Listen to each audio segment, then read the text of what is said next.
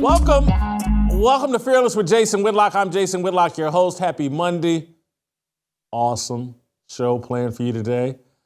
You're going to get your daily dose of Deion, whether you like it or not. And I know you'll complain that you don't like it, but you love it, and you know you do. You're going to get your daily dose of Deion today. But I'm not going to do most of the talking. We're going to bring in a former Colorado football player, Matt McChesney. He was a captain on one of the more successful, I think the last Colorado team to win a bowl game. He played during the Gary Barnett era in the early 2000s. He's very connected and close to the Colorado football program. The Buffaloes lost on Saturday to Utah and finished 1-8 in the Pac-12 and last place in the Pac-12. They finished the season 4-8. I know it's an amazing success. It's never been done before. It's awesome. It's great. It's fantastic. It's awesome.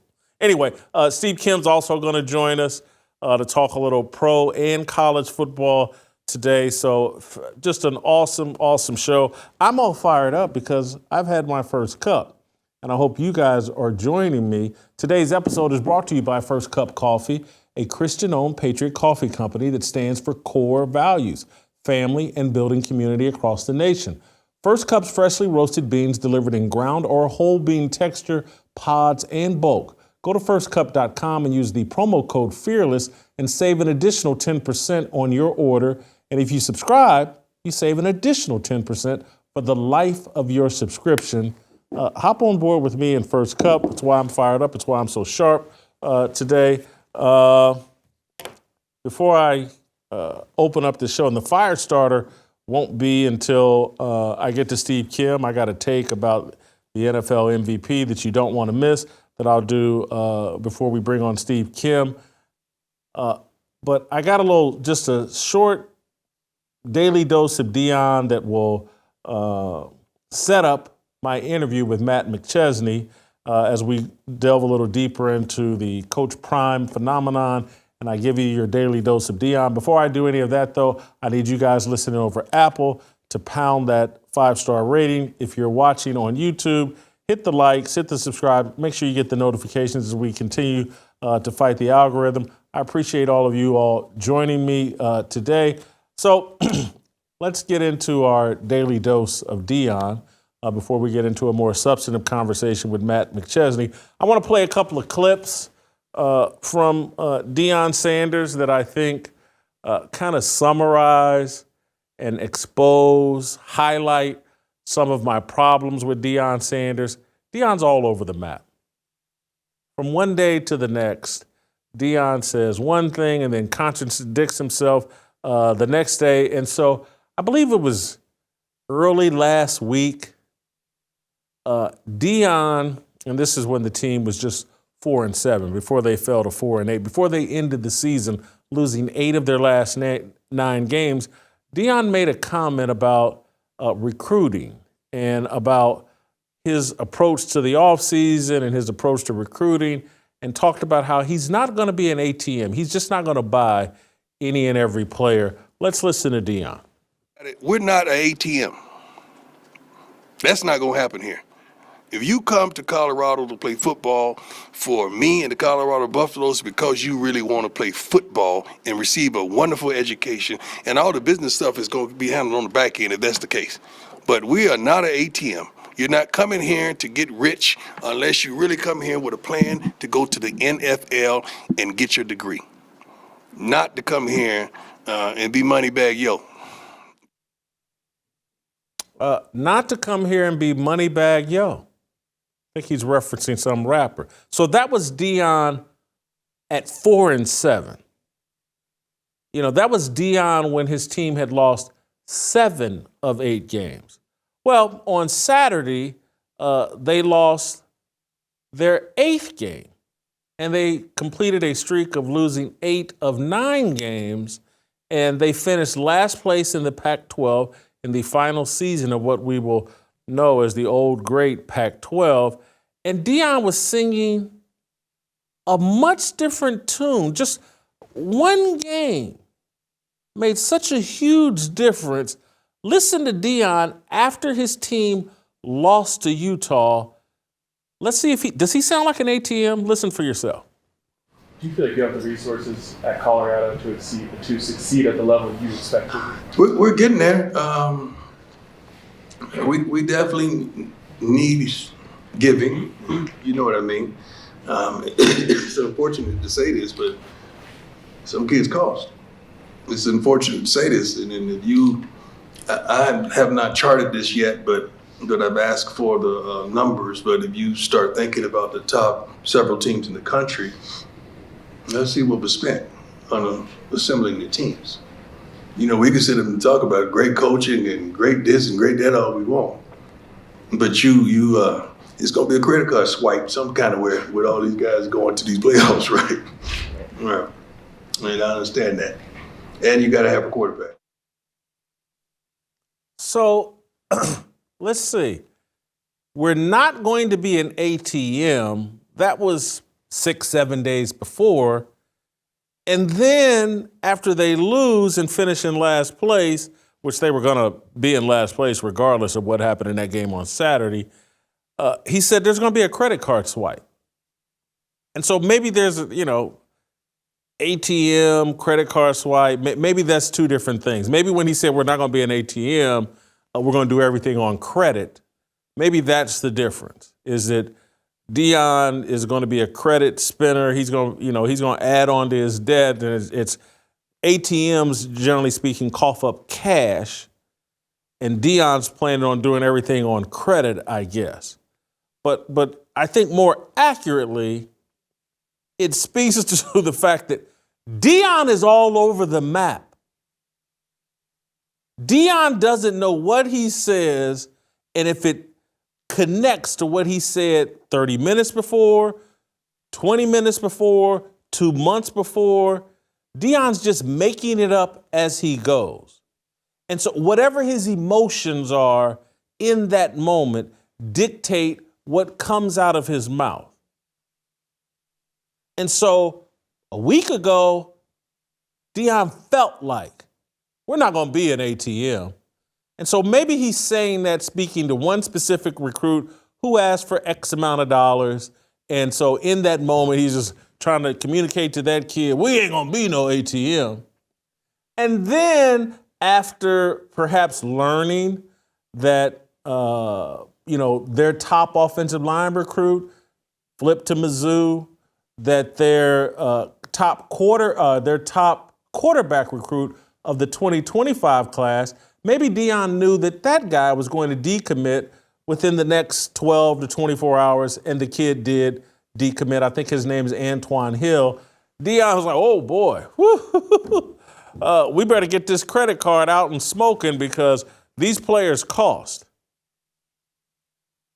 And so what Deion is arguing is that no matter what level of his coaching magic, no matter how many speeches he gives to kids on the sidelines about their daddies being in jail and, you don't want to make your daddy in jail, you don't want to let him down, all of that stuff is irrelevant. And just keep in mind, during the season, Deion put out a video. Here I am talking to Jimmy Horn, and I'm telling him about his daddy being in jail, and I brought the best out of Jimmy Horn, and that's why he made those plays.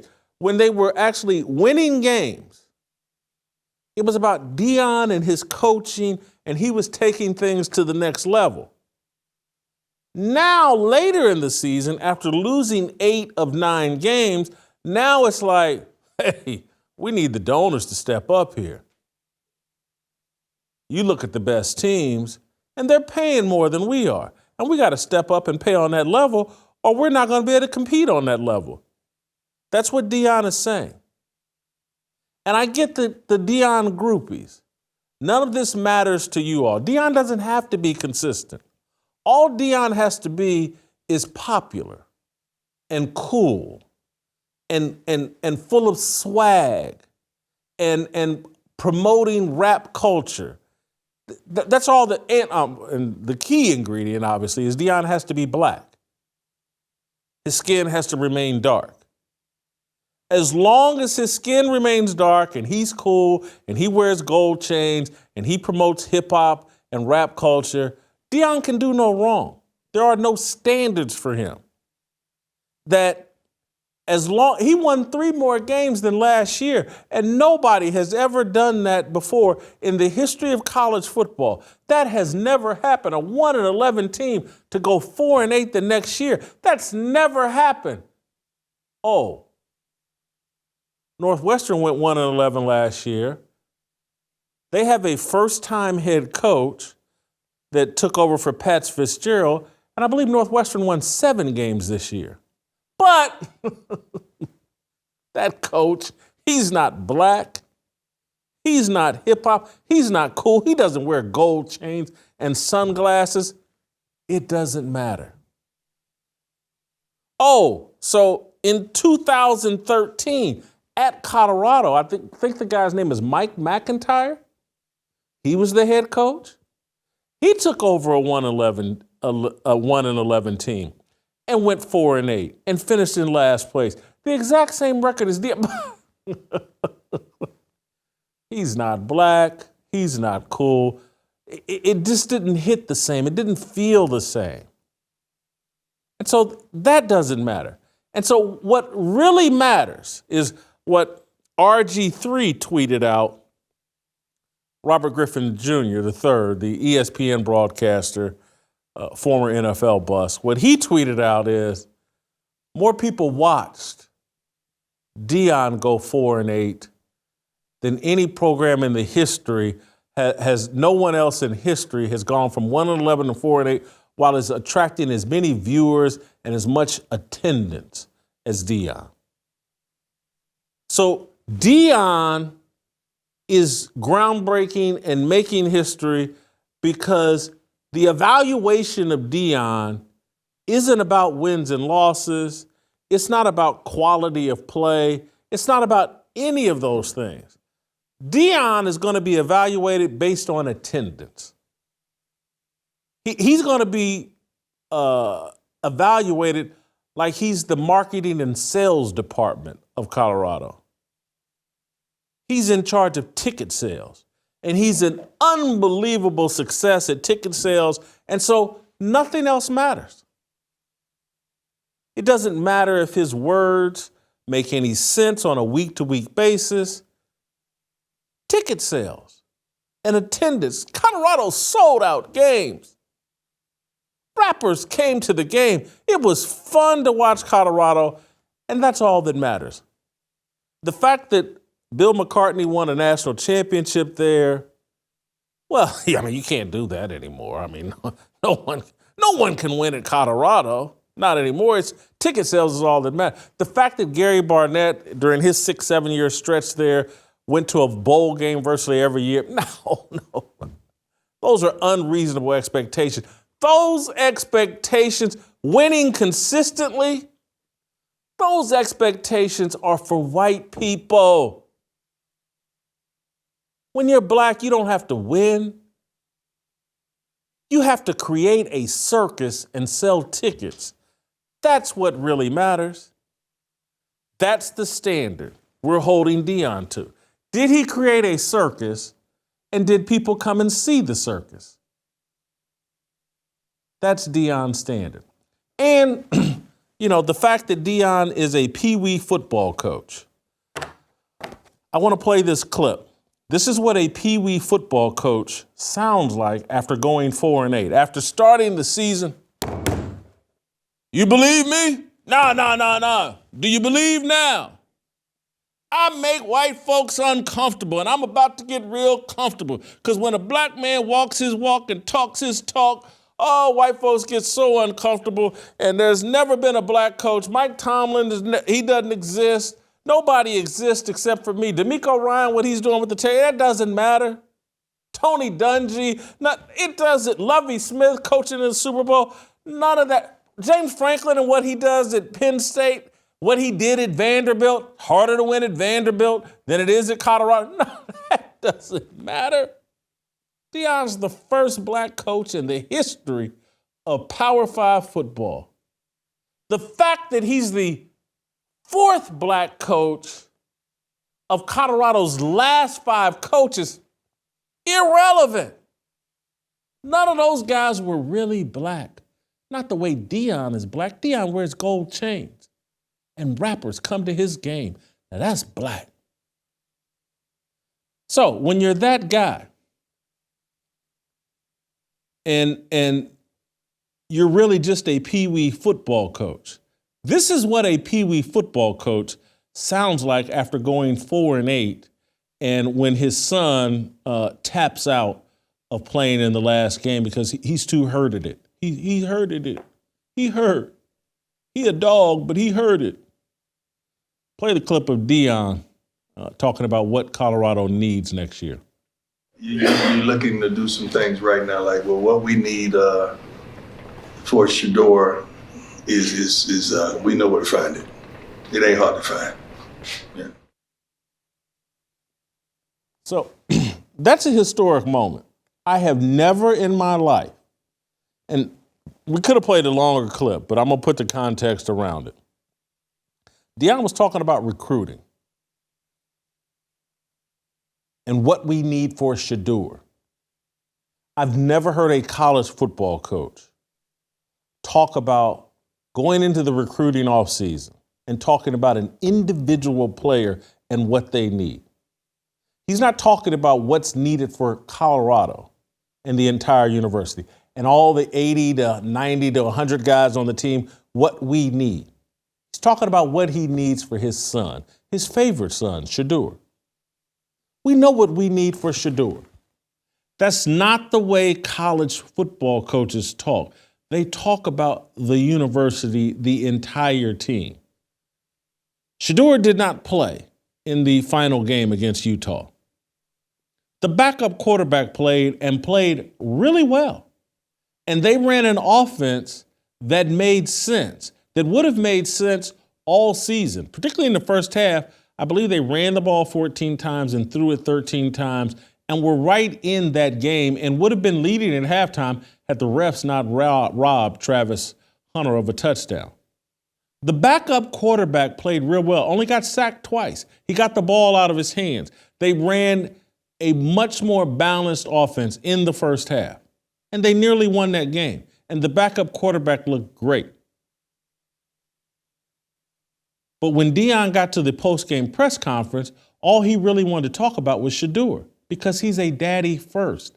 He's not Colorado's football coach. He is daddy first. And hats off to him for being daddy's first. But don't sign up to be the head coach of 100 guys and then run the team based off of your child. It's selfish. It's irresponsible. It's childish. The last coach that did that at Colorado was a guy named Dan Hawkins, who had his son, Cody Hawkins, out there playing quarterback. And they ended up having to run Dan Hawkins out because of that, because he built a team around catering to his son. But, oh, that's right, Dan Hawkins is a white coach. He can be held to a standard. It's okay to criticize Dan Hawkins and his handling of his son. And yes, is Shador more talented than Cody Hawkins? Yes.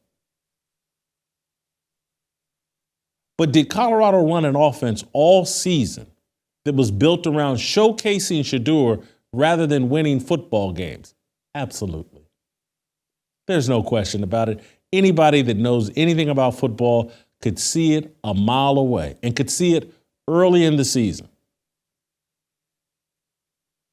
The fans, the people with their racial idolatry glasses on, the white people that are super afraid of being called racist, they all defended the silliness of Deion and his peewee coaching style. I didn't.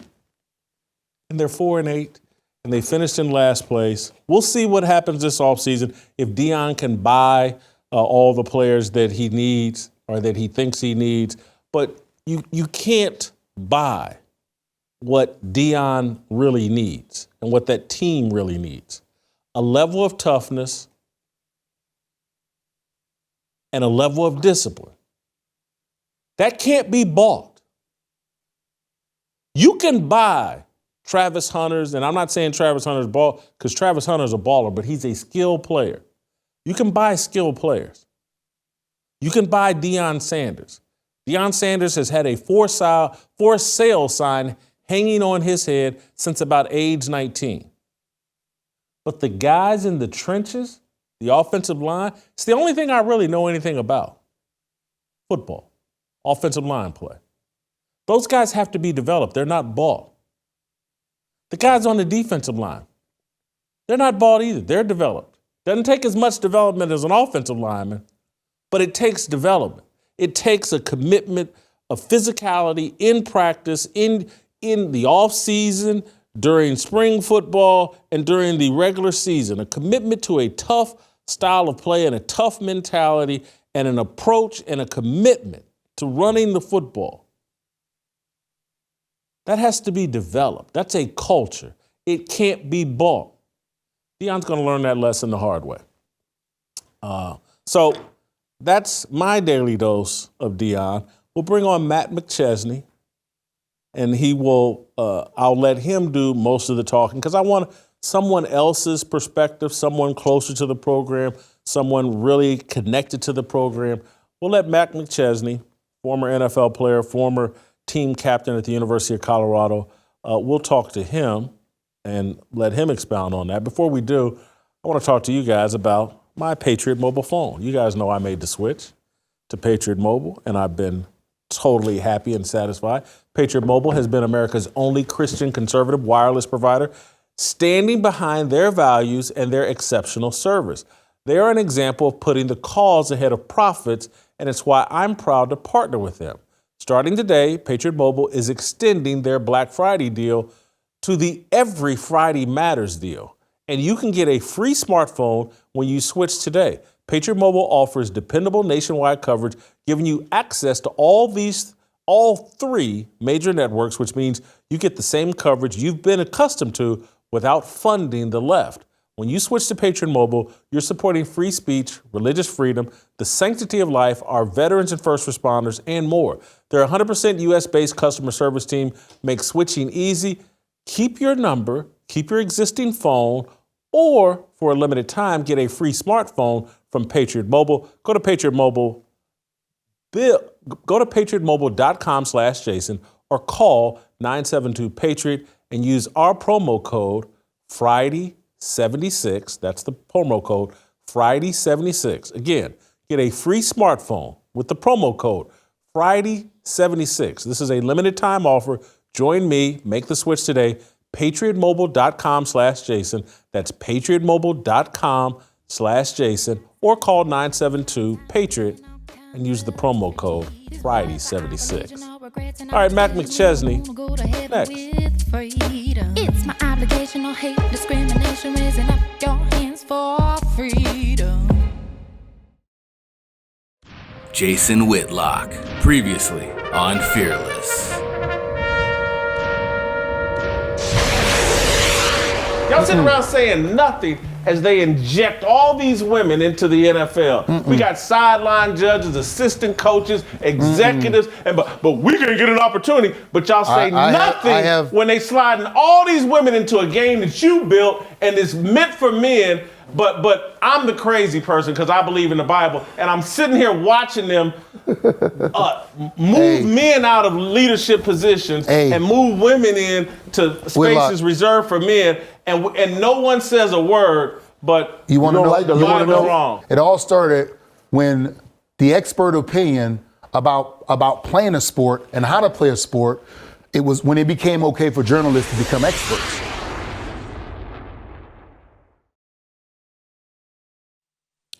Why is our society so ravenous to abort babies? According to a former Satanist, the demonic forces have a bloodlust for innocence and sickly believe their blood sacrifice empowers evil. Make no mistake, we are fighting a spiritual battle as we protect the most innocent among us, babies, in their mother's womb. Preborn stands on the front lines of this battle, and their network of clinics are positioned in the highest abortion areas, often next to abortion mills where unspeakable evils take place every day. Preborn offers God's love and life to protect hurting women and precious preborn babies.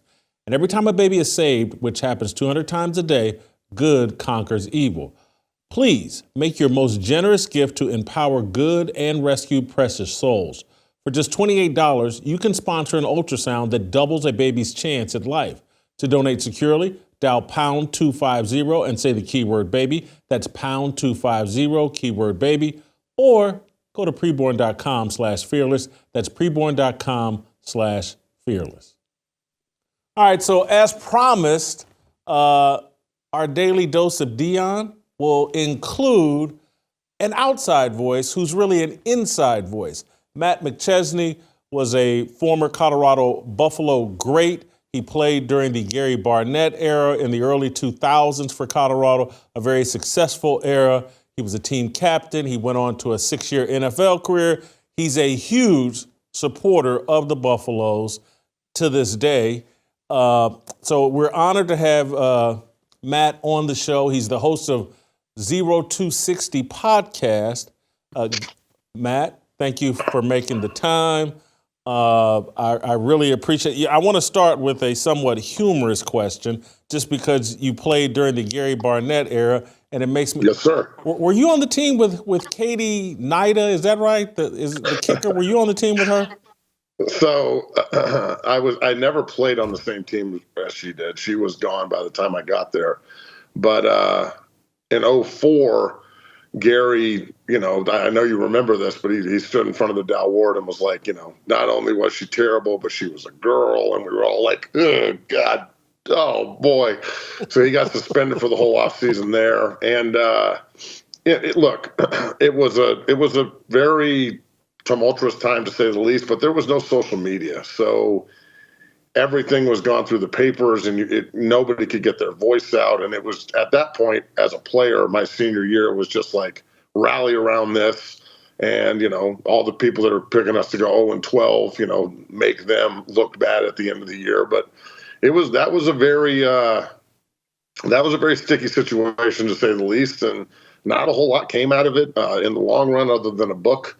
And, it goes to show you that, sometimes it's better to keep your mouth shut, but that's one of my biggest problems. So thanks for having me on the show, bro. How are you? Good to have you. Matt, of course, is great friends with Jason Brown, Coach JB. You guys know him from this show. You know the real Coach JB show. He does a lot of great work. He and Matt work together, talk a lot of college football, NFL football together.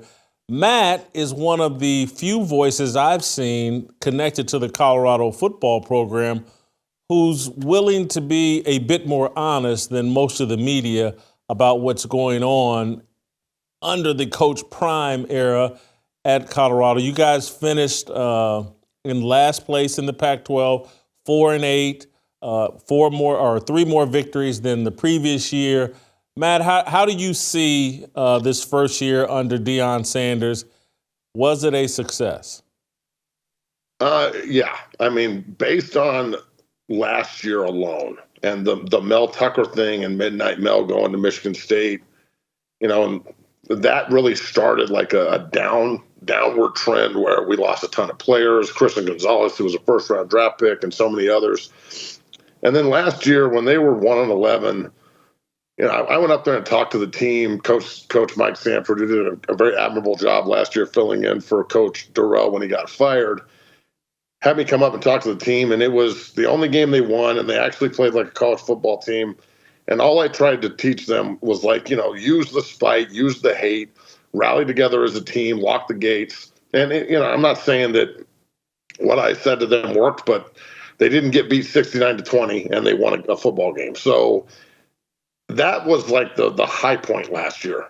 When Coach Prime came in, the fact that they started as fast as they did, they were nationally ranked, and then they ran into the gauntlet in the Pac-12. But I'm a huge believer. I was on a football team there in 2000 where we lost 6 games by 1 score, and we finished 3-8. And the very next year we were 10-2, and now we had a bunch of NFL guys in the trench, and that helps, and we'll talk about that in a minute. But I think that to look at it as anything but, I would say it's like a B minus. I mean, it's not an A plus.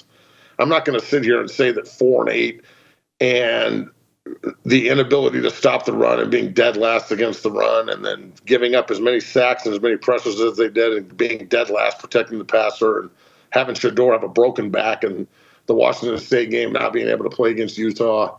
That's not good. But when you have a foundation that they've kind of built here to build on, it's kind of amazing to me that they're losing commits in high school, but at the same time, there's part of me that thinks it's coordinated because I know he wants to go after the transfer portal guys even harder because literally everything, Coach Prime's lineage, Shador's lineage, Travis Hunter's lineage, the Colorado Buffaloes and where they go in the future in the Big 12, everything is set up for next year to either be a monumental success, absolute unmitigated disaster, because if they repeat the same trends they had this year, just from a statistical standpoint, that's who you are on paper. People stop looking at who you have and start looking at who you are. And I think that there's a lot to improve off of. And I always say, are you losing? And then you sit down and you go, oh, I lost, and that you're a loser. Or are you losing and are you learning? And I'd like to think with this how hard they played and the team that I saw not quit in so many of these games, even when they were up 29-0 and they blew it against Stanford, they still came back and made it a game in double overtime. The no quit is really what I was looking for this year. When they started 3-0 and I'm hanging out with Cameron and Wu-Tang and Kevin Garnett, was that cool? Yeah, that's cool. But I think there's a lot more grind behind the shine that people don't see. So I'm not, obviously, you're a grown man and you're super connected and super informed. Say whatever, react however you want. I'm not trying to drag you into my narrative, but I do want to express my opinion and then have you say what your greatest concern is. And so when I look at Colorado, and I watched every game, obviously I watched more Colorado football this year than I have perhaps ever or in a long, long time. And so I look at last Saturday's game and how they lost to Utah, and it doesn't surprise me because I think the team is soft, and I think they're coached by a soft coach. A cornerback, a very skilled athlete who did not like to tackle in the NFL, and I don't think he knows how to instill, or I'm not even sure if he really values the kind of toughness that football, generally speaking, requires. And so I look at a soft team that Utah ran the ball 53 times with their fourth-string quarterback and just totally beat up Colorado, and that doesn't surprise me. I think their softness is a reflection of a soft head coach. That's one of my concerns. And then my second concern is how undisciplined the team was, leading the Power Five in penalties. Maybe even, I didn't even check, but probably still led all of FBS in penalties. A lack of discipline and a lack of toughness is not a winning recipe. And so for football, though, that's what most concerns me. I'm not sure if Deion knows how to correct the toughness issue because I don't think it's his nature. And I don't think he knows how to correct the discipline issue because I don't think that's in his nature. Your thoughts on what concerns you and then what gives you hope about what Deion Sanders is doing? Look, I can't sit here and beat the fan drum. I don't like the apologist media that just agree with everything because it gives them access. My access to Colorado is because of the business and the amount of kids that I work with. And, the transfer portal is about to open, and there's like 40 guys that I'm going to help move this year. And last year we placed guys all over the country. So the transfer portal, in my opinion, is allowing coaches to go out and find quality football players if they can buy them. Now, that is a problem in Boulder because although a lot of people show up to the games, I don't know how many people are actually going to open up their wallets. So the NCAA set this up in a pretty funny way where the fan bases and the alumni groups and the businesses around the community have to fund the NIL collective, which I think is ridiculous. Now, soft is probably, like, when you say soft to me, it makes me want to fight. And this is the difference between the generation that I grew up in there, where if you didn't have a good day at practice, they replaced you with another guy who was going to the NFL. That's the way Coach Barnett operated. we weren't going to be the best team every Saturday, but you were damn sure going to know you were damn sure going to feel us. Like you were going to walk off the field and go, that team is tough. They brought it. They hit us in the mouth. It was 60 minutes of hell. We may have beat them because we're better, but they brought it. Now, where I see a soft football team is in the trench. And I think that if you are going to, and I agree with you that they are soft. I can't sit here and say they're not. They're dead last running the ball. They can't stop the run. They can't protect the passer. They can't rush the passer. And they are extremely undisciplined. These are all facts. Now, again, what we just talked about, are we going to learn from all this stuff that we've just been through in Boulder and look at the scheme? Because the scheme that Coach Lewis and Coach O'Boyle and the other coaches brought in offensively, that's what's soft. That's the problem, in my opinion. So when you are trying to play 4 and 5 wide all the time and you can't run the football out of the shotgun and you don't have 5 just ass kickers up front that can just line up and block guys, because you can't double team everybody. You've only got 5 offensive linemen. You got a receiving tight end, a guy who can't block. I saw them against TCU line up in 22 personnel with a fullback, or the defensive lineman at fullback, and mash TCU at the point of attack at the beginning of the year. And they never did it again. So my concern moving forward is Coach Prime going to look at what just happened and go, okay, my son is a first-round quarterback and might be the best quarterback in the country coming back next year because this is a deep-ass class this year. We'll see what Caleb Williams and everybody does. Am I going to put him in a pro-style, offense that allows him to sit in the pocket, manipulate it? They don't sprint out. They don't bootleg. They have very, very few screen combinations, although they throw a lot of screens. It's always the same combination of screen where they're relying on wide receivers to block linebackers, and I'd rather have a guard on a linebacker. Change up your screens. They don't run 12 personnel, 13 personnel, 21 personnel, 22 personnel, 23 personnel, which is big personnel groupings where you can condense the field and run vertically at people. Everything they do is lateral to vertical, which is the zone read, but Shedeur doesn't run. I mean, he can run. He has ran, but he is not fleet of foot. He is not Caleb Williams. He's not one of these freaks that's just going to take off and go for 80. So I think the scheme set them up for this, and I think Coach Prime saw it in the middle of the year, and his only option was to promote an analyst in Coach Schumer, who took over the offensive play calling stuff, but couldn't change the scheme overall from top to bottom because of all the terminology, all the coaching, everything they put in already. So you're being asked to build a castle at the beach. Well, I can build the biggest castle I want on the beach, but the wave's still going to come knock it over, and we got to rebuild it. So there's no foundation to your scheme. That's what looks like soft to everybody else. And look, the numbers back up what you're saying. And I don't necessarily agree that they're soft mentally, but then when I look at the way that they lose and some of the things that they do, the Oregon State game at halftime where they didn't run the ball and they gave it back to Oregon State, they scored. They lost by a touchdown. Being up 29-0 at home against Stanford and then losing in double overtime. And I don't know what was said at halftime, but I can't imagine it was go out there and step on their throats. So, look, I think they have elite skill position players. I think they will find a way to maximize those guys. And if they don't, I don't have any sympathy for it just because Coach Prime is the best player at his position that's ever played. And look, he didn't want to tackle.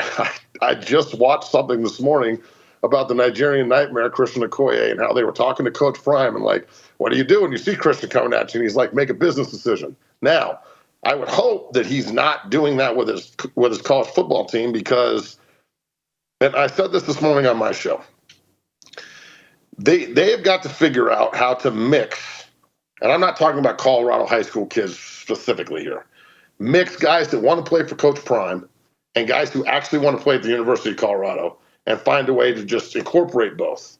It doesn't have to just be Coach Prime's buffs, and it doesn't have to be the old Colorado way either.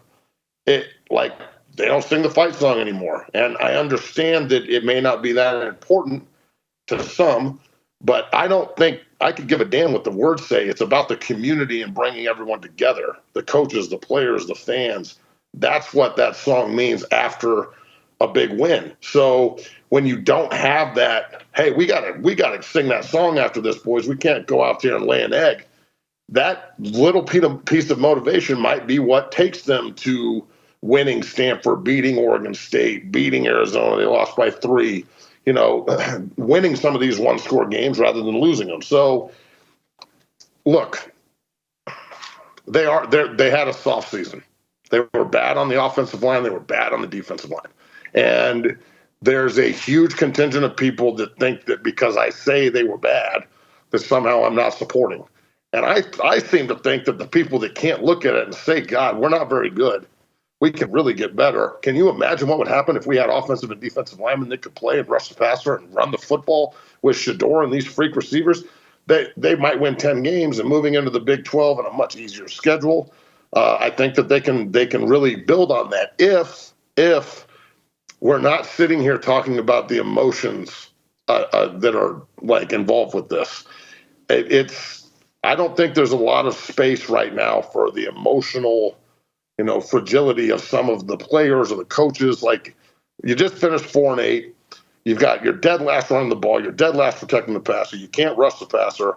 You're the top of the FBS in penalties. The refs took away 2 touchdowns on Saturday, but then we took away another one with a penalty.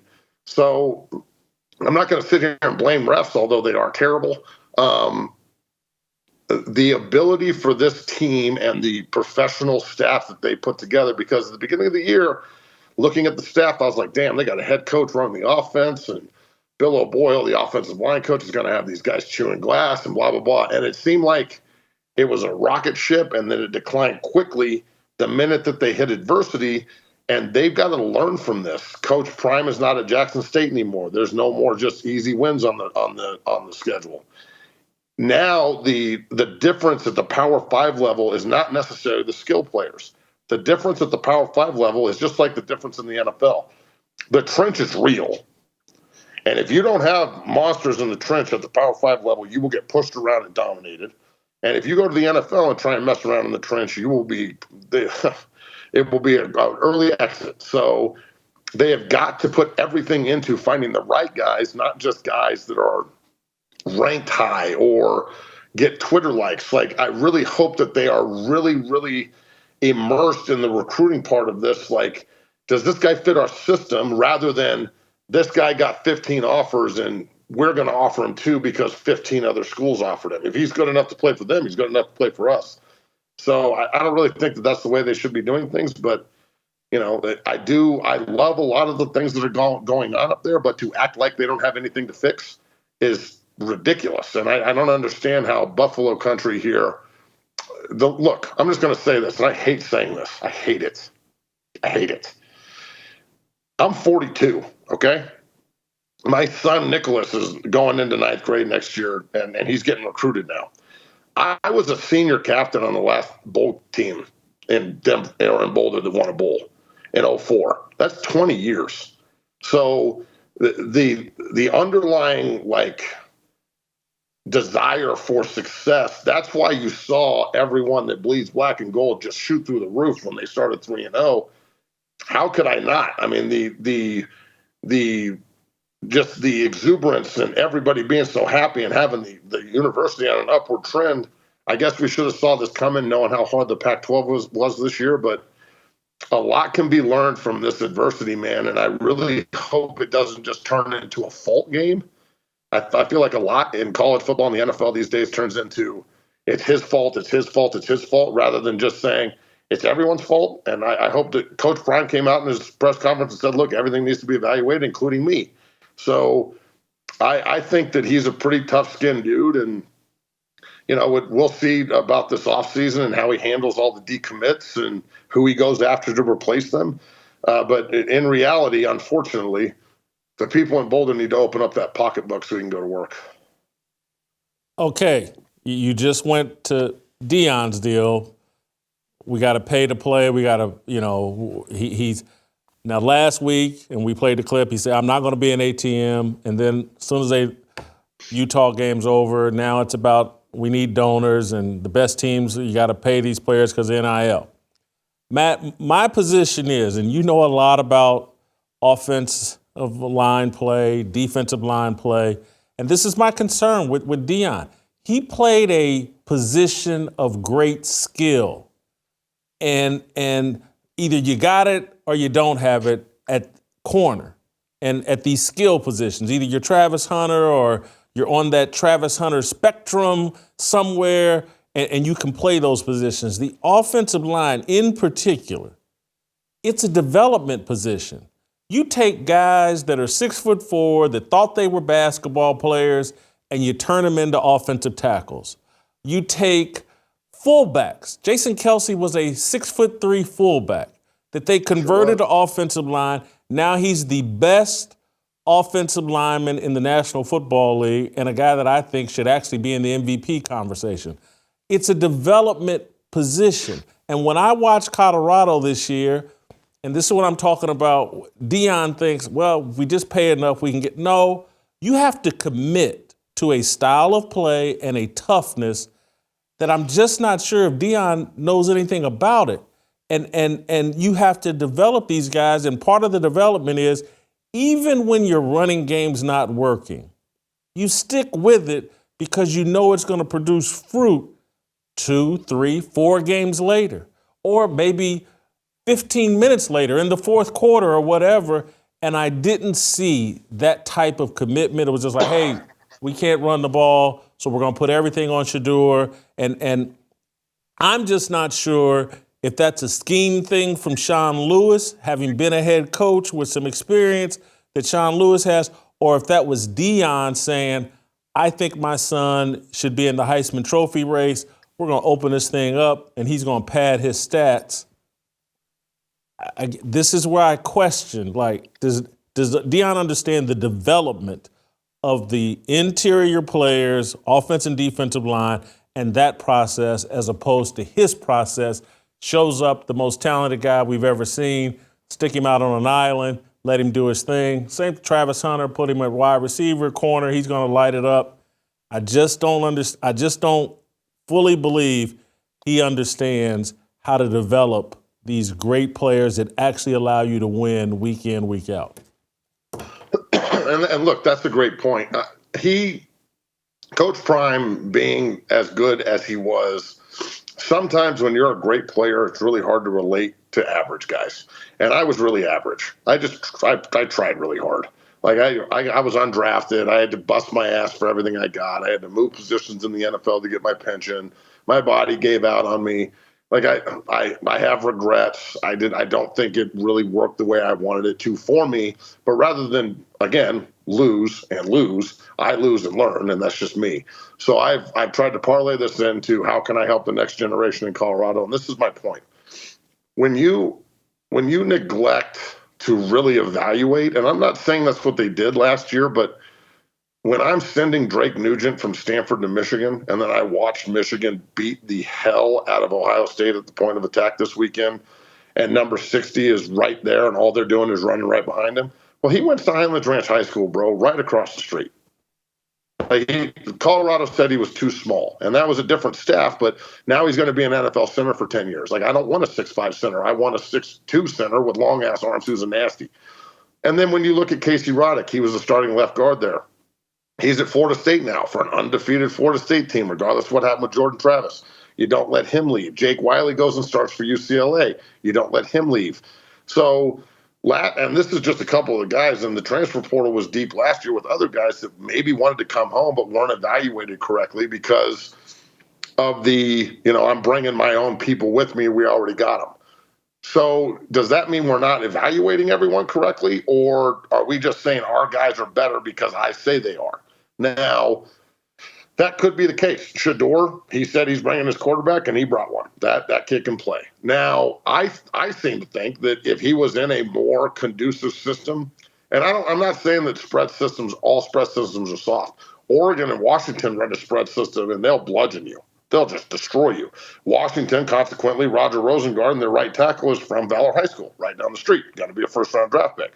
He sets the tone for their offensive line. So when the University of Colorado has neglected the trench the way they have in the past. And then Coach Prime comes in and you mix a soft scheme with 4 new guys and a left tackle who's 6'10" and can't bend and can't block anybody on the edge.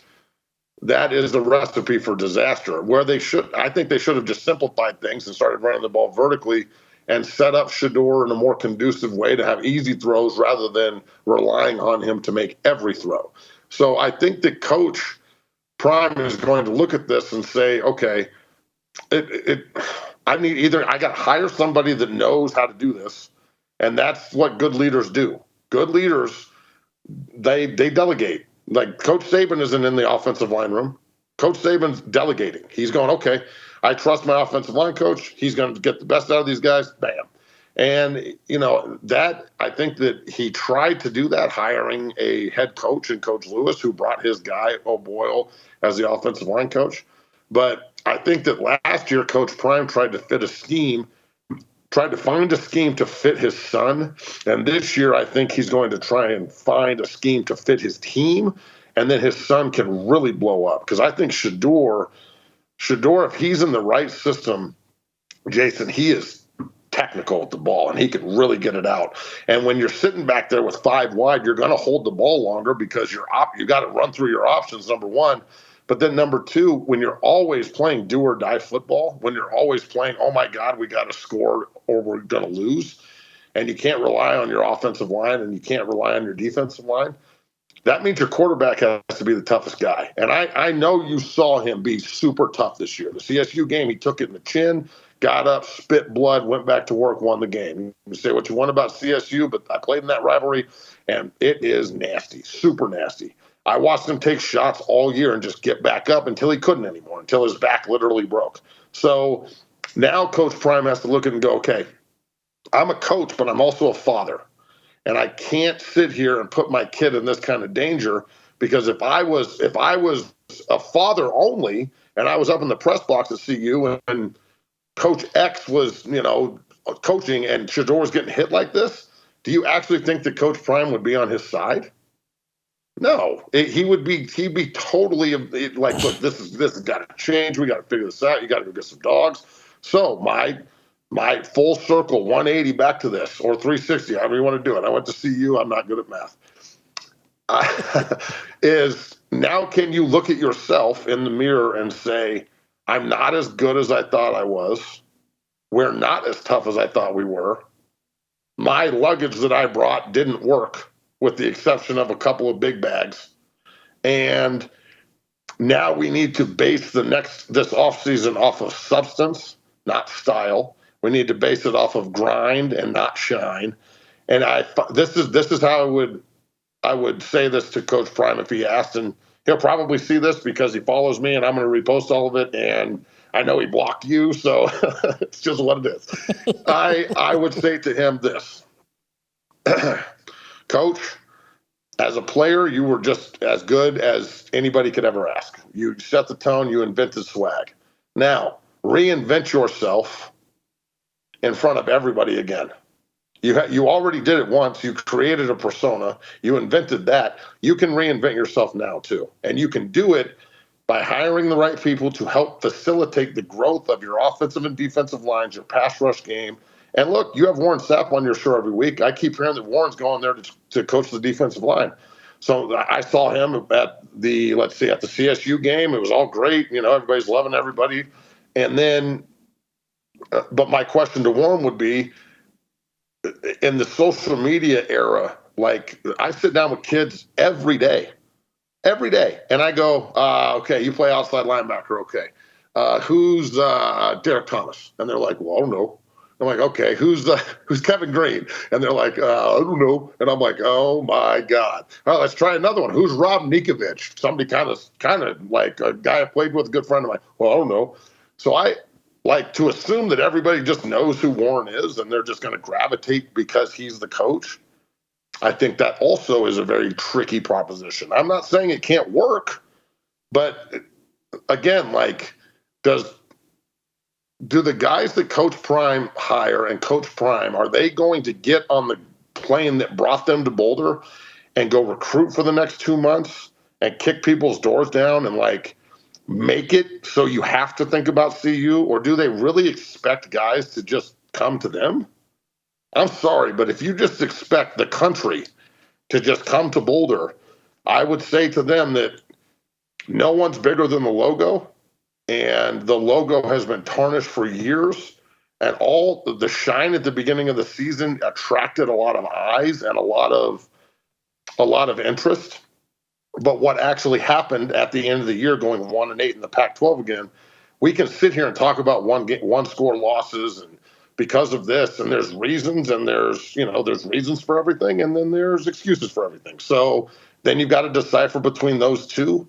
And I'd like to think that this is a wake-up call and not a we're going to raise walls. I don't want to raise walls right now. I want to build bridges, and I want to do it with every single kid that we think might be able to play. Open up the coffers, get people start donating to the NIL fund, which I know they are, donate more, and then go out and get guys that are from Colorado that may be in the transfer portal. That there's going to be 15 of them that I know off the top of my head that I'm not going to bring up, but that's the next part of this is utilize your resources, maximize your name, make sure that your son can actually get to the NFL, because if he goes through another year like this, I mean, bro, if Sam Darnold's talking about seeing ghosts, he's going to go high in the draft, which means he's going to go to a terrible team most likely. And I mean, if you're getting hit this much in college, bro, that's not a really good like precursor for success in the National Football League. Can a father, and you didn't play for Dan Hawkins, but you followed the team, I'm sure, during Dan Hawkins' years. Dan Hawkins had his son out at quarterback at Colorado. I don't think that went very well. Can a father be the head coach while his son is the quarterback? You know, past behavior is a prediction of future behavior. We've seen fathers try to coach their sons at this level and it's just they lose their objectivity. They become LeVar Ball, whether they're white or black, and that's how you end up in schemes that don't make sense because daddy's the ultimate coach. I don't have a lot of confidence when it comes to that. And look, I'm just going to use examples that I have. The Dan Hawkins era was a joke, and it was mainly a joke because he refused to bench his kid. Period. Now, all hats off to Cody. Cody really played hard and sold out first. I'm not saying Shador doesn't, but Cody Hawkins, I can't sit here and talk bad about him other than he really wasn't very good. But damn it, he played hard. Okay, and I'm not going to say he didn't. I watched the guy like literally, just stick his head in there 100 times, it seemed like, trying to get yards to prove. When you can't do it, that's one thing. Shador Sanders is an unbelievable talent at quarterback. And if he was playing at Alabama, Coach Prime would be a fan. And I still think he would be tearing it up, probably better because he would actually be protected. And, I think he had really good receivers this year, but again, protection issues. So I think it's really hard to coach your kid. I coach my kid every day at the gym, and then his whole 7th and 8th grade season. And now I've got to make a decision. Am I going to follow him to whichever high school we decide to go to and coach there? And it's different when you're a grunt. I mean, grunt, when you're a trench animal and he's 6'2", 270 is in 8th grade with 15 size shoes, I think he's going to be able to play the position. It's not really that difficult. If you're a big guy and you walk into my room, it's pretty easy to place you. Skilled guys, they get overlooked constantly. And the fact that Shador Sanders had the ability to immediately be at the top of the list because his name is Sanders, he validated that because of his greatness, because he's a really good player. Now, can Coach Prime separate being a father from a coach? I don't know if he can. I don't know if he can. I don't know if any dad can. I think it's really, really hard to do. I think that, look at Oklahoma. I mean, Bob Stoops pretty much walked away when his kid went to college. Like when his kid went to Oklahoma, he was like, okay, I don't want to coach anymore. I'm going to go sit in the box. I don't want to do this. I just want to watch my kid play. And it's a little bit of a different situation because he's not the quarterback, but I'm not saying that Coach Prime should walk away by any means, but I feel like he tried to hire Coach Lewis to have that other voice in the room that's a head coach so he didn't have to do it. That didn't work because the scheme the scheme at Kent State, where the defensive linemen are the same caliber of athlete as the offensive linemen, with the exception of a couple pass rushers, that might work in the MAC, and it did, but to a point. But in the Pac-12, where the defensive linemen are head and shoulders more athletic than the offensive linemen, and the offensive linemen are pretty damn good, the scheme is what got them beat. So I think that if we see the kind of turnover in the coaching staff that I think they will do, I wouldn't be surprised if you see a more pro style come in and they still keep some of the spread system out there when they need to, but I wouldn't be surprised at all if they go more ball control. But that requires horses, and they got to go find them. So we can sit here and talk about Coach Prime and Shador and the skill players and how sexy it was as much as we want. But in reality, it all comes down to one thing, and this is every team throughout history. And it's something that I know Coach Prime knows because he played on a team with the Great Wall of Dallas, and then he went to San Francisco and played on a team that assaulted people up front with Ricky Waters and those boys. So I know that he knows the difference. It's are you going to, again, look at the situation and go, this is fixable, here's our plan to fix it, or hey, this is fixable, raise walls, and hey, whoever comes to us, that's who we're going to fix it with. So there's a lot to be done in Boulder, Jason. I mean, no doubt. But again, are you going to use your resources, or are you going to just rely on social media and people coming to you? Like, if that plane isn't off the ground tomorrow, recruiting, we got problems. So obviously I'm a lot older than you, and I don't work with kids every day, and you got a kid right there in the trenches, and so you're very involved with young people.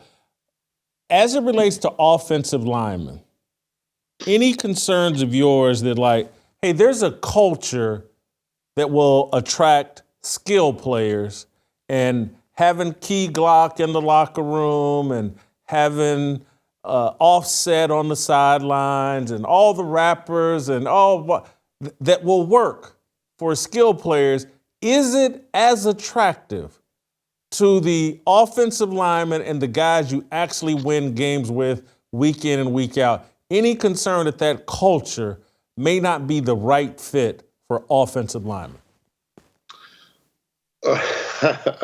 Look, man, I'm not going to sit here and act like I didn't stand in the locker room after the CSU game and go, what the hell are we doing? Like that, because I'm from a 75-acre ranch in North Boulder. Like, I'm as blue collar as it gets. I've listened to everything from metal to Tupac to country music to, to everything. So I think that Coach Prime has to understand that there's a lot of different dichotomies in this melting pot. And that's the beauty of football, the huge melting pot. It's all the dudes from the island. And like when I played there, my best friends were Lawrence Vickers, and he's from the 8th Ward in Houston, and Vaca Manapuna, who's from the island in Maui, and like my boy Sam, who's from from Oak Cliff in Dallas, super astute area. And then, guys are from Canada and dudes from Europe. And like, it doesn't really matter where you find the players, but to think that everybody is going to gravitate to one part of the culture, I think that there's a lot of kids that look at it and think it's a gimmick. And I can only say that because we just lost Talan Chandler and the kid from Michigan and Danny O'Neal, and there's people dropping the school like crazy right now because they're worried about substance behind the shine. And this isn't me calling them out. I don't give a damn what they do. I'm not in charge. I thought it was awesome when I walked in for the Nebraska game, and I'm standing there like looking at the urinals, and I'm like sitting there with Wu-Tang, like, why are there like gauges on the urinal? We're trying to figure out, it's for hydration. It only took us like 20 minutes. But like, that's cool. But again, I said this morning and I'll reiterate. Where was everybody when we struggled? Because I was still there. I was still on the sideline when we were struggling. We were on a 4-game lose streak. I didn't see anybody else. I didn't see Kevin Garnett, and I didn't see the whole Nuggets team, and I didn't see Cameron and Wu-Tang and all these other. I didn't see them. I didn't see The Rock out there flexing when we were struggling. So the way that I feel about this is, and I'll die on this hill, because the one consistent here is, since I started my business, 6-0 Football Academy, and go check it out, 60footballacademy.com, 60equipment.com for the blocking bag. When I started this, I made a promise to myself that I would use my platform and my business to help my university, and they would always get the guy first. They would always get the resume of a kid that could play first.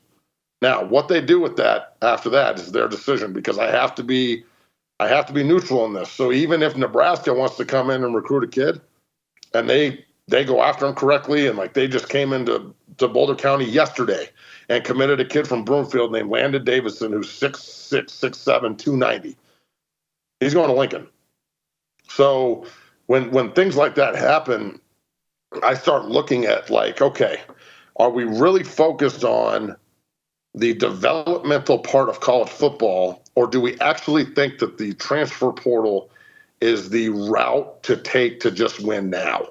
And I don't know if it's going to work. I think, TCU was an enigma because of COVID and a lot of 6-year players and some transfers, and they just caught the Big 12 down, and they won like 8 games by 1 score, and it was just a crazy year. Every team that you look at, though, they have some interest in the transfer portal, and I'm just going to use Drake Nugent as an example. We just talked about him. He grew up here. The guy he played next to, Austin Johnson, went to CU. They told Drake he was too short. He went to Stanford, started for 3 years.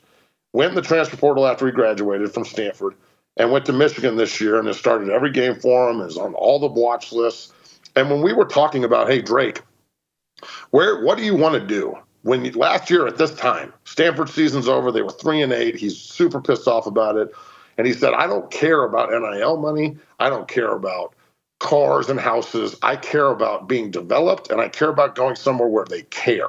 I care about going somewhere where they want to win. Well, they'll do anything to win. And damn it, that's Michigan.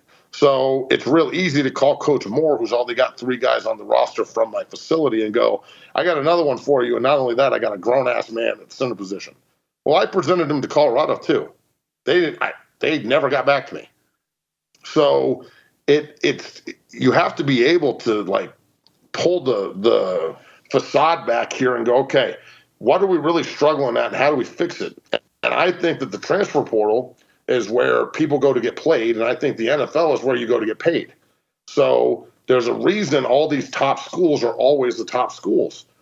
Every kid that I work with, this kid I work with at IMG, Brett Coolidge, who was at Valor 2 years ago and now is in Florida, he goes on recruiting trips all over the country. When he came back from Alabama, he said, man, it's just different. Everything there is different. It's all about the development. It's all about the process and the community and the culture. No one's bigger than the logo. So now Colorado has to understand that if they need to get to that level where no one's bigger than the logo and everyone's chasing the greatness of the University of Colorado, not the greatness of just Coach Prime, they've got to mold those two together. And when they do that, I think they'll be unstoppable, because the Big 12 is not this year's Pac-12. Matt, I think that's all I got. Is there anything else you want to say, or before we let you go? I really appreciate this. Yeah, man, it's a great segment here on your show. You guys do a great job, and thanks, Coach JB, for hooking this up. Definitely be back on in the future. And look, I love the University of Colorado with all my heart, but I don't love it enough to conform. I don't love it enough just to blindly agree. I don't love it enough to sit back and go, oh, they'll just figure it out. I love it so much that I will criticize it. I love it so much that I will attack it. And I love it so much that I will try and help it. So if you want to help this situation, trust me, there's plenty of opportunity for you to grab a shovel. If you just want to pile on the situation out there, trust me, there's plenty of opportunity on social media. So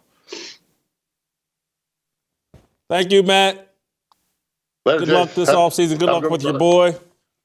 We'll be looking for him in the NFL someday, or maybe at Colorado. Guys, I want to talk to you about the sports and lifestyle apparel industry.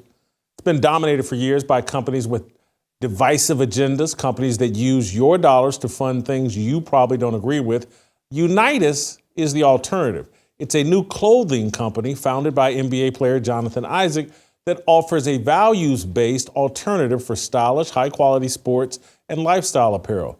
But it's more than cool clothes. Unitas is a community and a movement bringing people together in support of traditional values like faith, family, and freedom.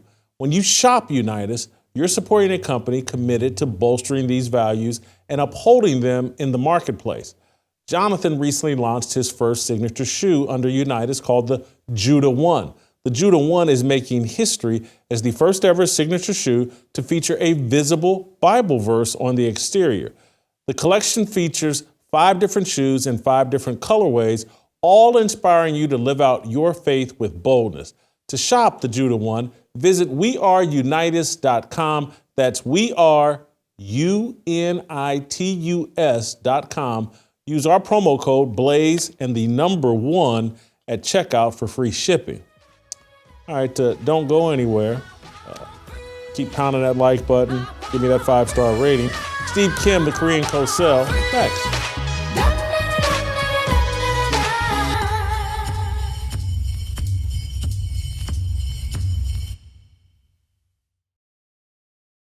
Jason Whitlock, previously on Fearless.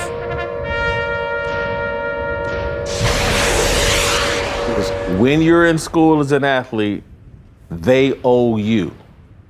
Once your playing career is over, you owe them. That's a very controversial mentality with great players. I argue with my friends about it, argue with everybody, because everybody looks back at the school and thinks, well, I played 5 years or 4 years, y'all owe me. I have a different mentality. The school owes you while you're there, Right. And once you graduate, you owe them. Now we even. I'm not disagreeing with. I agree with that to a certain degree. Here's what I owe you, and I'm okay with owing you. Just make sure I'm around the rest of the alumni, your boosters. That's it. And I'm gonna make sure you're taken care of, school.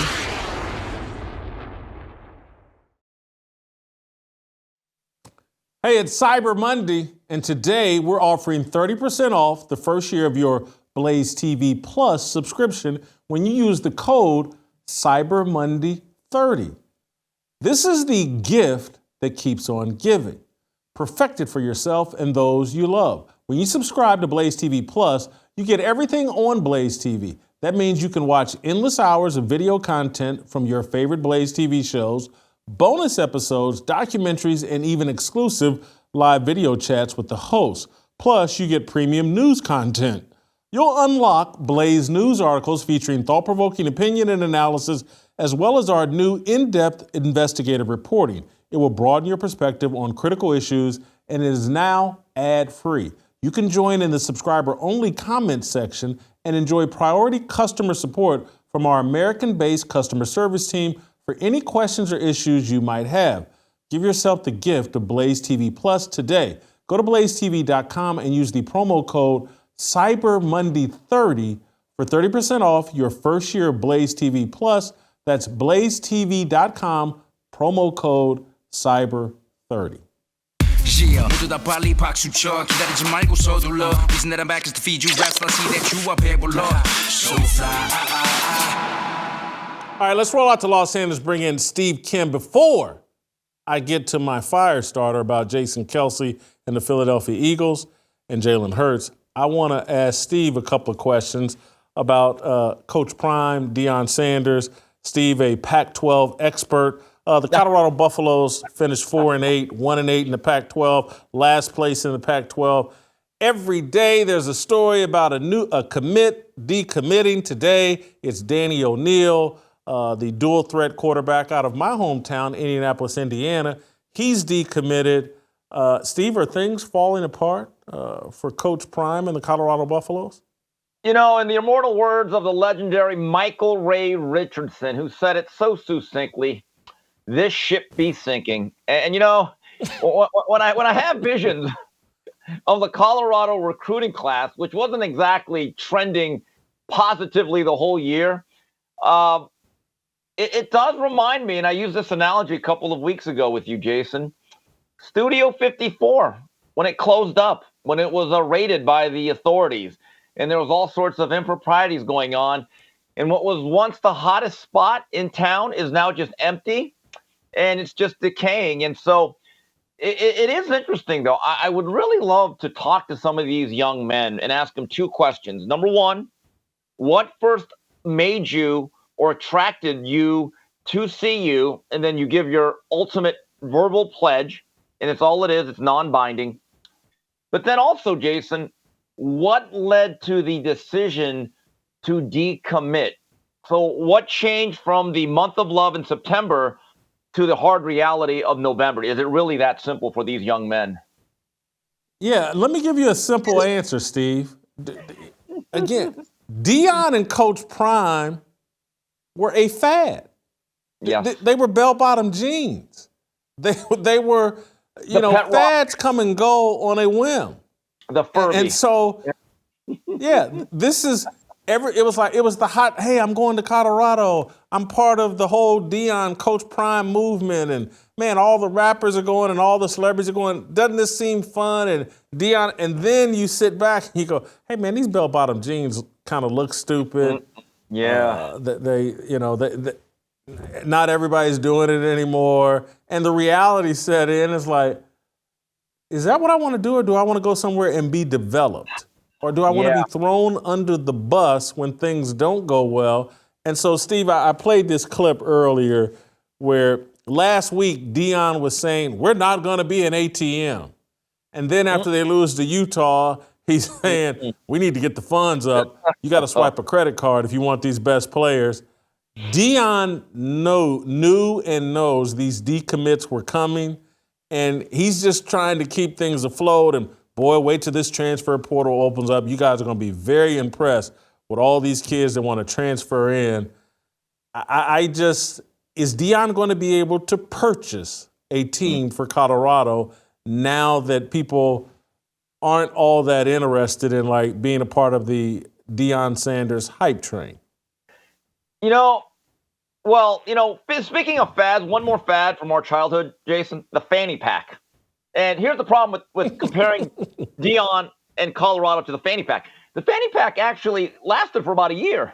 And this thing lasted for about 3 months, okay? So here's the thing that's interesting about Deion and the NIL. I actually have agreed with a lot of what he said about the intent of the NIL and now how it's being executed. He's actually been a voice of reason. But this is the reality of his situation. Deion would have been a more effective recruiter before the NIL, because I truly believe that a lot of kids, they're just in it for the money. They don't want the mentorship. They don't want the development. They just want the biggest bag, as they say. So before the NIL, the allure of Coach Prime and his supposed mentorship and everything else that he brings may have given them an advantage. But now if it's just about the bag, and the kid says, God, I really like Coach Deion Sanders. I actually enjoy Boulder, Colorado. But that program's going to give me $100,000 more per year. It's an easy decision. So actually, the mystique of Coach Prime, and this, I think he's realizing this, I can't overcome the bag game in recruiting nowadays. Steve, I think it's a cut deeper, and I may go into this tomorrow. Football, the physical, I am going to have to go into this tomorrow. Oh, no. Probably in written form. But listen, football, the physical form of football, was a game best played by kids with no options. It was like boxing. And so the desperate went and played football because it was so. As they remove the physicality from football, it's becoming more and more a two-parent sport. People don't realize this, but same thing with NBA. Same thing. LeVar Ball and his kids are the blueprint for a lot of these NBA players. They come from steady two-parent homes. They can take them to get all the training they need and, travel with them during the summer. And now that 7-on-7 and all that stuff has hit football, again, I'm not saying it's totally a two-parent sport, but it is more and more a two-parent sport. And those kids don't have the financial concerns as previous generations.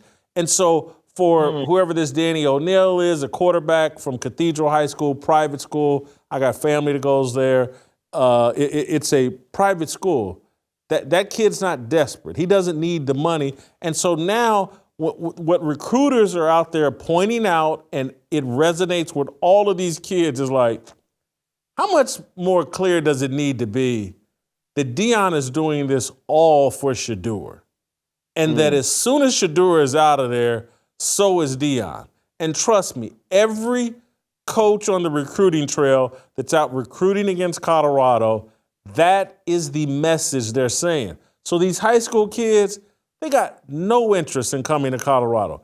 There will be a handful of guys from the transfer portal that got a year left, maybe 2, that'll try to, Colorado's in win now mode, because as soon as Shedeur is out of there, trust me, Deion's going to hit the eject button. That's why I think they're losing recruits. It's kids, they don't have to make business decisions, some of these elite recruits, and it's all about, is the coach going to be there? Is he going to develop me? And is that program really about all the kids? Or is it about one kid in particular? And I think Deion has made that crystal clear, that program is about Shedeur. It's an interesting theory, because here's my view of it. 2-parent households in basketball, I can see it. I believe a lot of 2-parent households are not allowing their kids to play football at all. They're going to lacrosse, they're going to soccer, they're going to something safer that is less prone to have the concussion issue, which has really become a big storyline the last decade or so. Deion has an interesting situation, because I also think that what we have not brought up is this. If you're going to negatively recruit Colorado and Coach Prime, it's very simple. You just say, hey, kid, you like that place, huh? You like Coach Prime? Yeah, he's not going to be there in 2 years. As soon as Shedeur leaves in Shiloh, he's gone. Now, our coach is going to be here for the next 10. That, I believe, is also a really big factor. And I'll just go back to my original point. A lot of kids are going to school for the wrong reasons. It's not about the academics. It's not about their major. It's not about the system or style or the coaching. It's not even about winning. These kids want to get paid. And I'm not so sure that a kid from a 2-parent household really does not want to get paid for his services any more or less than a kid from a 1-parent situation. I somewhat disagree with that, Jason. I hear you, and they all want to get paid. They're all kids. They want their independence. I get it. But you can get paid everywhere. Now it's just like, hey, do I want to go to Utah where every scholarship player gets a car? Or do I want to go to Notre Dame where every scholarship kid gets a minimum of $40,000? There are no bad choices at the top Power 5 level. Even at the lower Power 5 level, it's all better, far more money than I ever received playing college football. We were sitting around trying to hustle Pell Grants, and I hate to tell some of the other hustles we were involved. But anyway, Steve, I want to move on. Let me do a little fire starter here, and I want to get your reaction to my contention that we got the MVP race all screwed up. Jason Kelce, a center, is the most valuable player on the Philadelphia Eagles. A.J. Brown, a wide receiver, is the second most valuable player on the Philadelphia Eagles. Jalen Hurts, the quarterback for the Eagles, is the front runner to win the NFL's MVP award. Now, I like Jalen Hurts a lot. Ever since he handled his demotion at Alabama with class and dignity, I've been a huge fan of his. I hope one day he runs for president of the United States. I'd vote for him. 11 games into this NFL season, and with the Eagles sporting a league-leading 10-1 record, I would not vote for Jalen Hurts as MVP. He's undeserving. He's not the most valuable player on Philly's offense, let alone the entire team. The Hurts for MVP hype train will likely reach an all-time high this week following Philly's 37-34 overtime victory over the Chargers.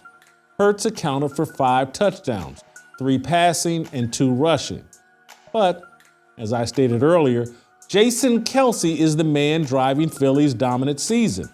Kelce triggers the most unstoppable offensive weapon in sports since the NCAA banned Kareem Abdul-Jabbar from dunking the basketball and forced him to perfect the sky hook. Philadelphia's tush push is football's sky hook. It's so unstoppable that there are calls to ban it. The tush push is a short yardage quarterback sneak that is powered by Kelce's unique ability to burrow like a rabbit. The Eagles convert a little more than 90% of their 3rd and 1 and 4th and 1 situations. The rest of the league, the teams without Jason Kelce, convert 68% of their attempts. It's a huge advantage for Philadelphia. They basically start every series at 1st and 9 rather than 1st and 10. Jason Kelce gives Philly a huge strategic advantage over his opponents. That's value. He's the most valuable player in football this season. Unfortunately, he has no chance at winning MVP because the award favors quarterbacks and groupthink. The quarterback on the NFL team with the best record is always considered a heavy favorite to win MVP. As the NFL has cheapened quarterback play with rule changes designed to protect them and increase scoring, it's long past time to eliminate the QB bias as it relates to MVP voting. Dolphins wide receiver Tyreek Hill should be the co-favorite alongside Travis Kelce for MVP. Hill has Travis Kelce? Jason Kelce. Hill has a chance to finish with 2,000 receiving yards. His explosiveness and speed have made Miami one of the highest scoring teams in the league and the leader of the AFC East. Just like Kelce has made Hurts an MVP candidate, Hill has made Miami quarterback Tua Tagovailoa a betting favorite. In fact, 9 of the top 10 betting favorites for MVP are quarterbacks. San Francisco running back Christian McCaffrey is the lone non-QB to crack the top 10. How can this be? In a year of substandard quarterback play, why are they still dominating the MVP conversation? No quarterback is having an MVP caliber season. Statistically, San Francisco's Brock Purdy is having the best season. He leads the NFL in QB rating and QBR. Dallas's Dak Prescott is number 2 in both categories. Does anyone really believe Brock Purdy is the most valuable player in the league? How about Dak? Buffalo's Josh Allen has the 3rd best QBR. Is Josh Allen the MVP? But let's return to Jalen Hurts. He's having the best dual threat quarterback season. He's thrown 18 TDs and 10 interceptions. He's rushed for 410 yards and 11 touchdowns. He's averaging 3.6 yards per rushing attempt. Not bad. But let's compare those numbers to 2015 Cam Newton and 2019 Lamar Jackson, the dual threat quarterbacks with MVP trophies. In 16 games, Cam tossed 35 TDs and 10 interceptions. He rushed for 636 yards and 10 TDs. He averaged 4.8 rushing yards per attempt. Cam was a force of nature in 2015. In 16 games, Lamar Jackson tossed 36 TDs and just 6 INTs.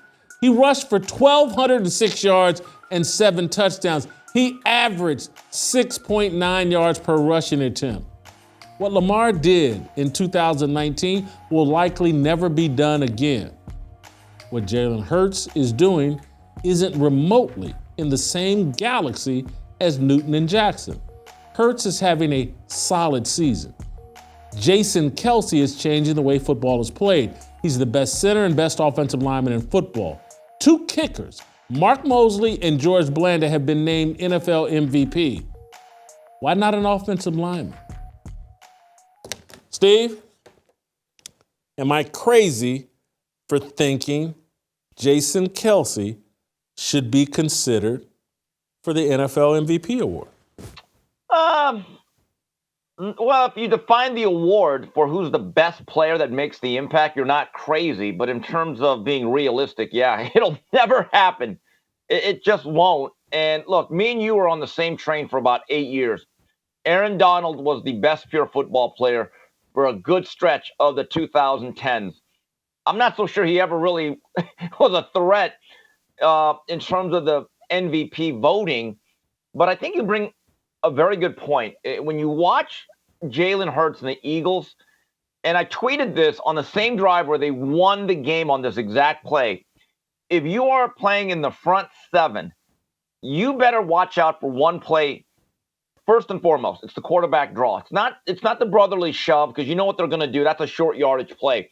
But that play with that +1 run concept that is so prevalent now, especially in college, that is a guaranteed 4 to 5 yards. And I've seen so many times where I'm thinking to myself, you better sit on that play. And a lot of that is based on the fact that Jalen Hurts is very physical and tough, because I don't think everyone can do that. But yes, Jason Kelce dominates his position. Now, Jason, do you really think Kelce, even right now, with what you said, is he as good as a Dwight Stevenson or a Dermontti Dawson in your view, as a pure center? Not Dwight Stevenson, but it's not even about whether I think he's as good as them.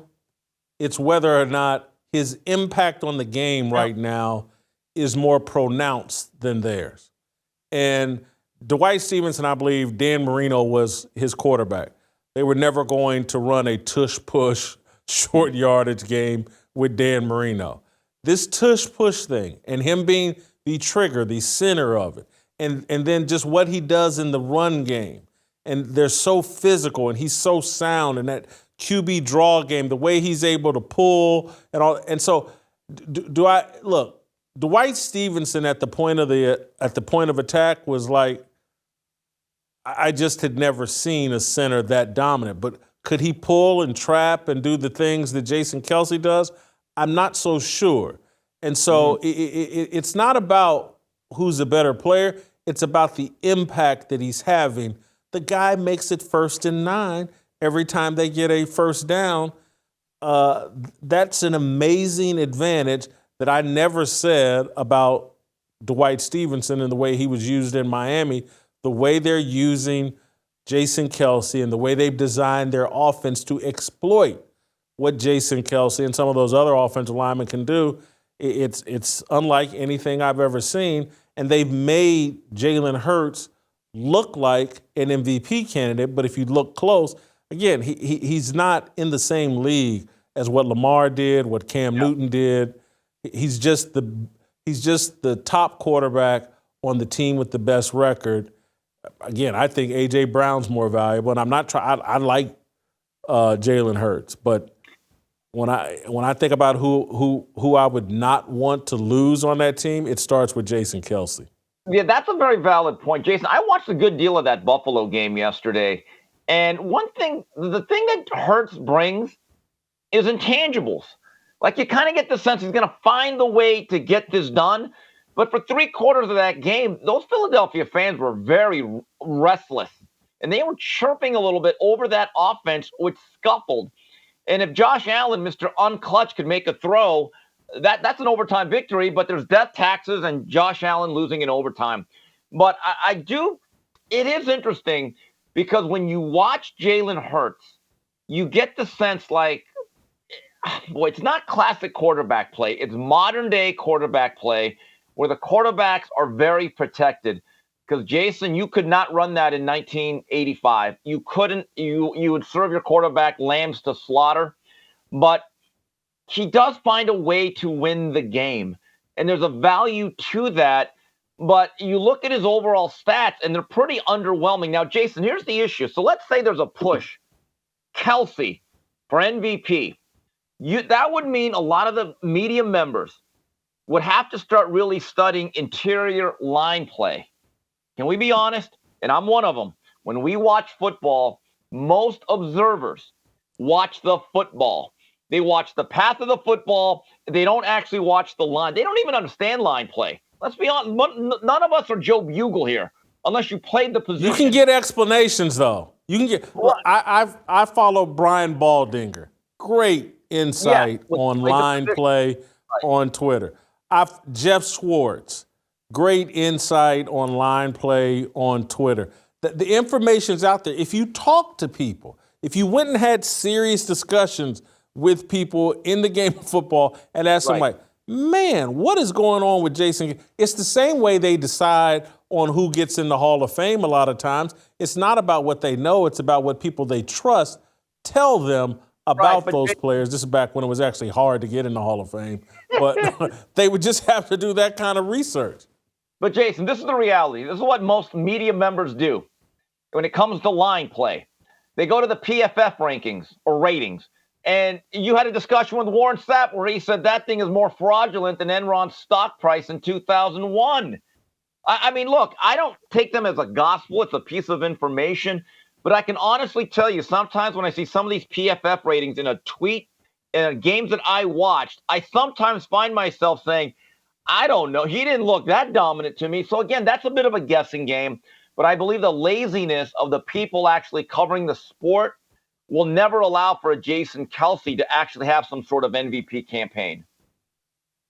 Mark Mosley and George Blanda, kickers, who are on the field, what, 2% of the time, 1% of the time, could win MVP. Jason Kelce, who's out there for every offensive snap, he can't win MVP. When he's making Jalen Hurts look like, he's as good as what Lamar and Cam were in 2015 and 2019. And the other thing, just deal with the fact that anybody that with any mature level of watching it, quarterback play is down. It's substandard. That's not a phony opinion. That's not a hyperbolic opinion. So if quarterback play is that far down, 9 out of the 10 guys, the leading candidates, are quarterbacks when the play is down this much? It's not down a little bit. It's down a lot. There's a coach out here in Southern California used to coach JC. He used to say that. People used to kill him. Anyway, I don't disagree with that. And by the way, when Mark Mosley won the MVP, I believe it was in 1982, it was a strike-shortened season. I never understood why he won the MVP other than the fact it was a strike-shortened season, and he made a series of game-winning kicks. And I think he was one of the last straight-on kickers in NFL history. Super toe. Yeah, super toe. And I remember George Blanda had all these dramatic comebacks. Maybe that's the year he won it or whatever. But, yeah, look, Lawrence Taylor was the last real position player that I looked at, and I said, that's the best player. 1986, he led an unbelievable Giants defense, and I recall him taking over games off the edge. It's the best year he ever had. But there have been other years. Look, if a 2,000-yard rusher, and there have been several of them, Barry Sanders, Jamal Lewis, I don't recall them getting a lot of MVP heat back in those years, 97 and I think 2003. And if a 2,000-yard rusher can't really make a run, I'm not so sure realistically. Adrian Peterson got it with 2,000 yards, didn't he? Did he win an MVP? Adrian Peterson? But did he win an MVP? Yeah, I think so, didn't he? Yeah. Or was it just Offensive Player of the Year? They always kind of do it a little differently. But I think he won the MVP. Adrian Peterson, 2012 AP Most Valuable Player, 2,097 yards. I mean, look what's happening in college football with the Heisman Trophy. They call it the best player, right? It's become a quarterback award. I mean, really, outside of Charles Woodson snatching it away late from Peyton Manning because he played both ways on a national championship caliber team. I thought an Alabama receiver won. Since that point, they're basically it's been Tim Brown, Charles Woodson, and Devontae Smith.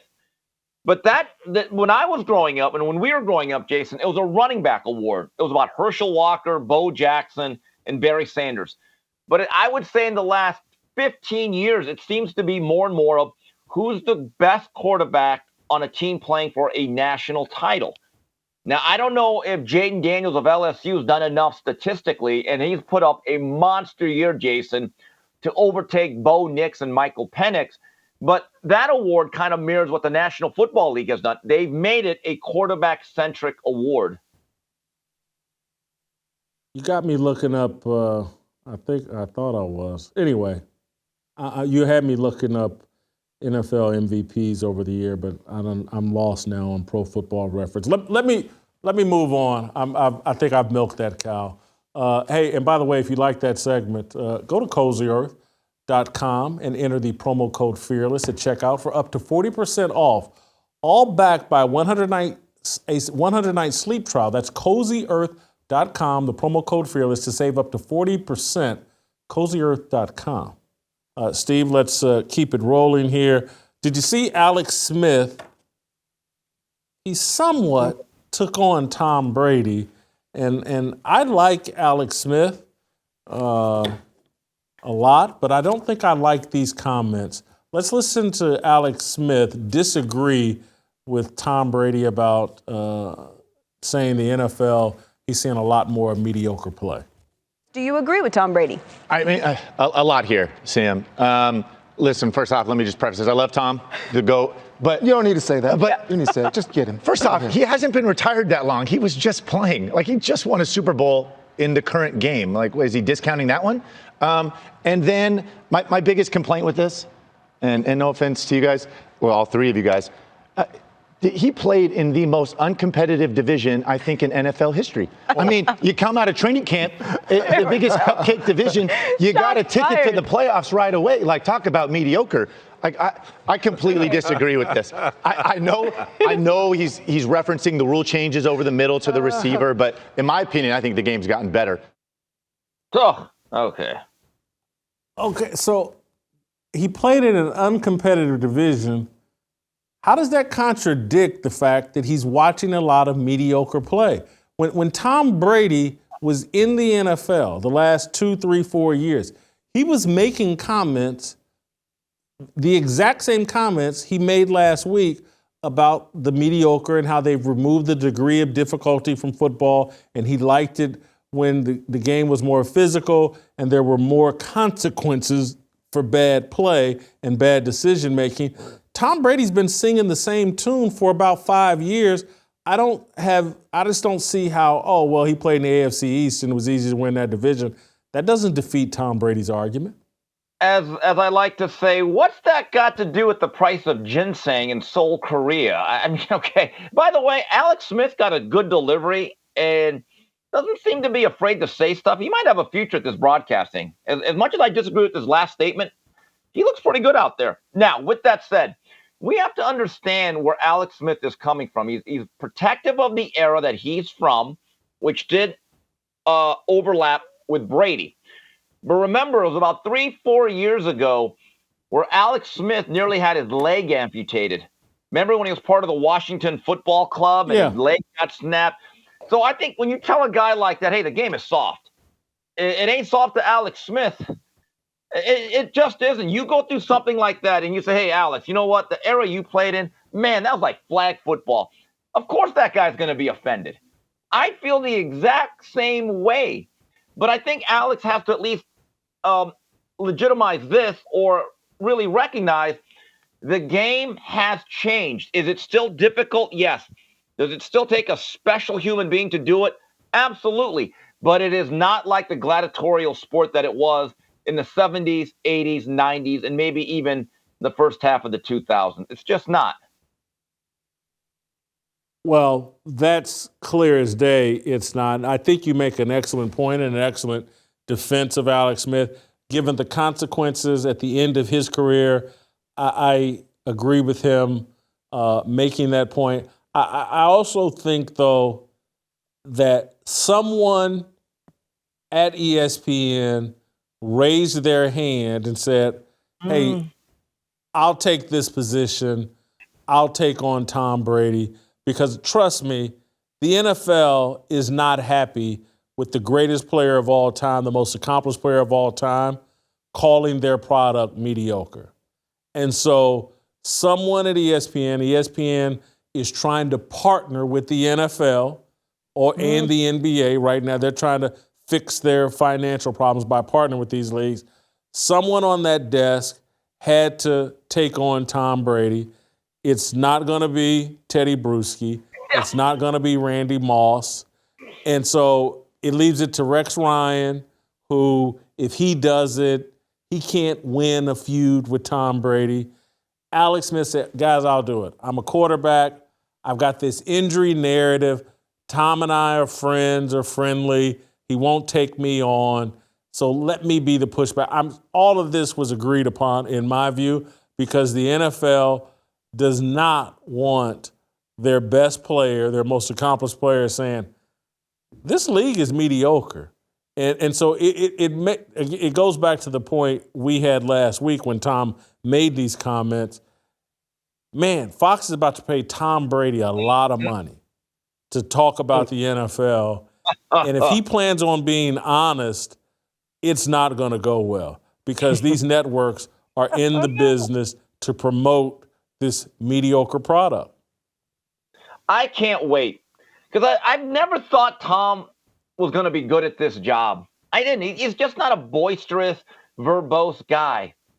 And it's one of the more difficult transitions to make. Because I see it a lot in boxing where ex-fighters get jobs as color commentators. And there's a couple things. Number one, they don't do their homework. And number two, they're afraid to say stuff. Number three, they're afraid to go against a house fighter.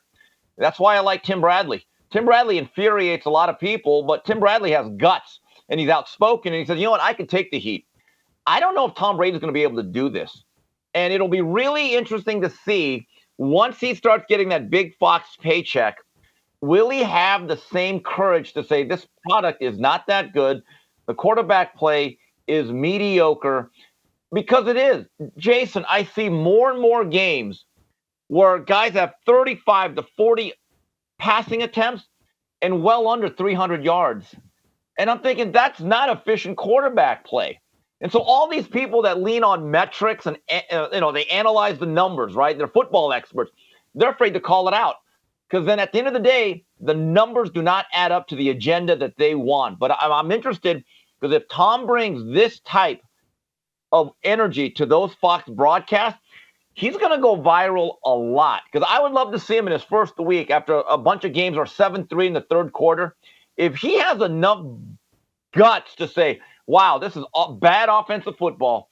I mean, this is hard to watch. And I got to tell you guys, we need to start practicing again. And we need to actually start playing preseason games with our regulars. You know what? He will become must-see TV. Tom Brady, and I wish I had some connection to him because I could feed him a narrative that would actually work and would actually. Someone like Tom Brady really needs to be the commissioner of the NFL because there are no innovative ideas coming out of the NFL. And so as they soften the game and try to make it more palatable to mothers and young kids, Tom Brady's basically arguing you're ruining the game.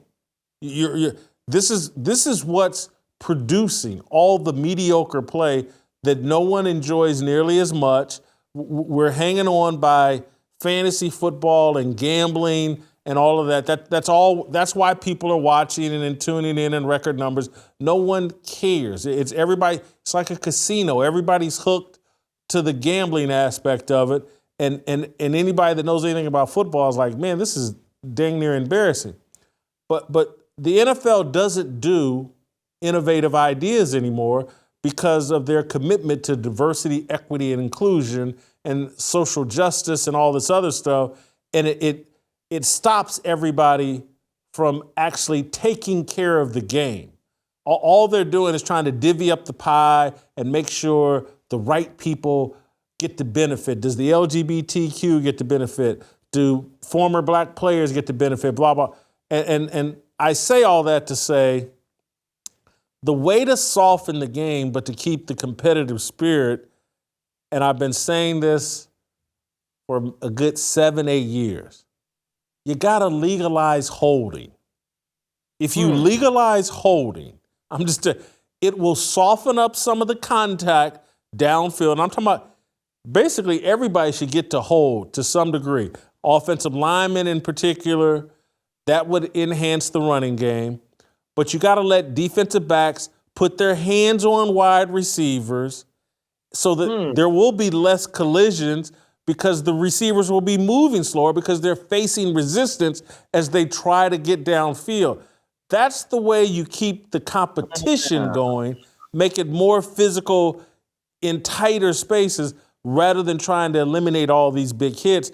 Don't let guys run free and easy and you won't have these big hits.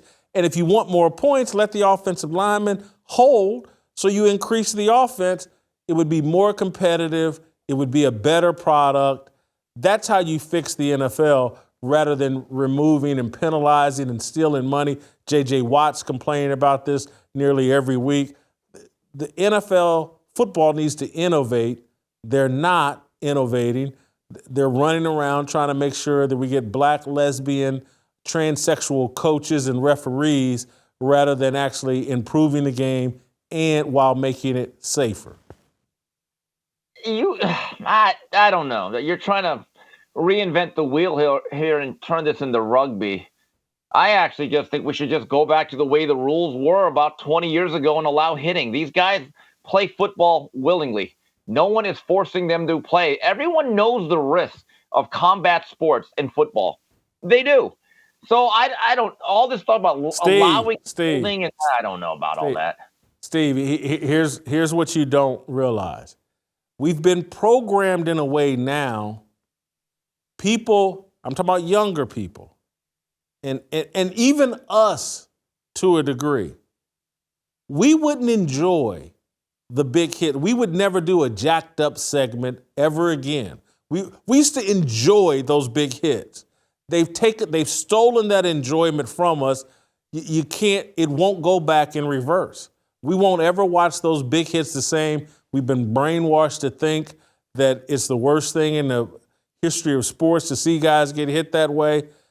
You can't put that toothpaste back in the bottle. It's never going to be like it was because they've changed our taste buds.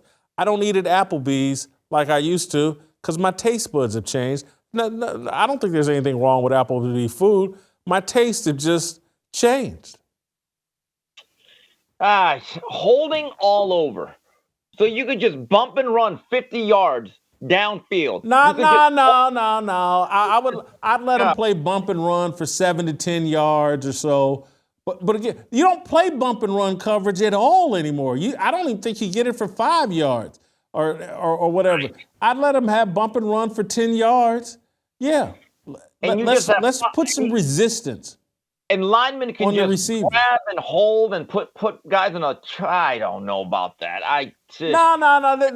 There's different levels to the holding, but yes, allow them to hold. Yes. It make it more difficult and put the running game back in football. There was, you know what people love? Barry Sanders, O.J. Simpson, Earl Campbell highlights. People love that. There's nothing better than watching Barry Sanders. And we've basically removed Barry Sanders. Not that there's another Barry Sanders out there, but even if there is one, we basically removed that from the game. You know, it's just not part of the strategy. Everything's pass. Anyway, Steve, you guys, you and everybody else, if you're enjoying this content, you need to make the switch today to Patriot Mobile. Get the same great nationwide coverage while supporting conservative values you believe in. Go to patriotmobile.com/Jason or call 972-PATRIOT. Steve, I wanted to get to this last week, but we didn't have time. We were short Thanksgiving. I think you would enjoy this or have a take on this. You saw Gregg Popovich, I'm sure, call out San Antonio Spurs fans because they booed Kawhi Leonard. That's terrible. Here's the clip of Gregg Popovich scolding San Antonio Spurs fans. Would like to put this far out of reach as soon as you can. I state the obvious. Do give some credit to Gregg Popovich's Spurs who have bounced back.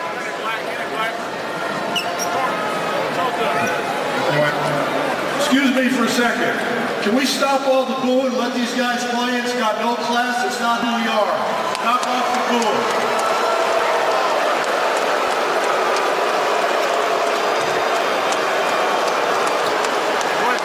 I don't know how many. I think that's the second time that I've ever seen a coach take a microphone. Can we stop the booing and let these guys play? They can't play because you're booing. I've never, man, I used to like Gregg Popovich. I'm not sure if there's anybody in sports I dislike more than Gregg Popovich. The arrogance to get on a microphone and tell the people who have bought those overpriced NBA tickets and tell the now you can't be a part of this. You can't boo. You can't express frustration with the opposing players because they can't play and it's not who we are. He is insufferable. He's worse than Steve Kerr, and that's saying a lot. Yeah, I was about to use that word. I would call him at this point an insufferable old prick. Okay? And excuse my language, but here's the thing that's hypocritical about him in terms of civility, acting right, letting people do their jobs, and Kawhi's is playing basketball. Well, how come you don't show the same respect for reporters trying to do theirs when they ask you a question? You can't show them any civility? I get it. You're the crotchety old guy, but here's the problem. Guys are just trying to ask you about a game that's really inconsequential. And a lot of these games are inconsequential because of load management, who, by the way, he created that. This guy seems to hate the fans. And I'm glad, and I want to give a round of applause to the people of San Antonio, that when he said to stop the booing only intensified. San Antonio, you are saving the Alamo. You are serious people. But look, his act has worn really thin. It was kind of funny, kind of tongue-in-cheek. It was kind of a shtick when he was winning. Now it's just unbearable. But I do want to say one thing. What about the local media? Has anyone pushed back on him and say, Greg, don't the people have the right to boo? Don't they have the right to express themselves? Who are you to tell them how to act? Now, look, if they were throwing things or chanting something inappropriate, I get it. Because that's actually, I remember years ago, you must remember this, it was between the Cincinnati Bengals and the Cleveland Browns or some game, and the Cincinnati fans were throwing stuff onto the field. Sam White, Wicky Wacky White, God rest his soul, grabs the mic at Riverfront Stadium. Hey, people, have some class. We live in Cincinnati, not Cleveland, Ohio. See, that was the proper thing to do. But Gregg Popovich has been wagging his finger at the general public and America for a very long time. But some of this goes on the media, who are so afraid to push back and get into it with them. Someone needs to be a Jason Whitlock and say, wait a minute, who are you to tell someone to boo? Make him uncomfortable and at least explain his position, because I have a feeling that most Spurs fans, the way they felt about Popovich about 6-7 years ago is probably much different than today. Steve, you make an excellent point, and what we have to understand, most of the media, many of the athletes, a lot of the coaches and executives actually hate their customers, hate the fans. Gregg Popovich would love to collect his millions down and coaching in that Orlando bubble, removed from fans. I'm just an elite, and only the elites are worthy of having an opinion, expressing themselves in any way. The rest of you are beneath me, and quit booing and quit trying to be a part of the game. This is for the players. This isn't about you. We're a group of elites. We need to be worshiped 24/7. And so the media is right in on it with them and think the fans are beneath the players, don't deserve the kind of respect that players do, and have no rights inside the arena. I don't get the people that cape up for these guys. It's just idol worship. They get so upset. Oh, Jason Whitlock criticizes LeBron. He criticizes Deion. He criticizes Pop, but he's white, and so we're halfway good with that. But can we be honest? Why Pop did that? That was also a black player, so he wanted to go out there and earn woke points. He's like, you know what? I got to white knight this, and give me that mic. Hey, all you evil white folks, stop booing the brother man. Thank you. And I'm like, yeah, okay. That went over like a fart in church. Give me a break. But again, the media needs to ask Gregg Popovich, hey, coach, don't the people have the right? Like, they should not harass the guy's family. They should not be chanting like inappropriate things. However, to give a natural reaction to a guy that they no longer like because of the way it ended. And booing is probably the worst thing you can do to a home player. Okay, that's kind of a little bit different.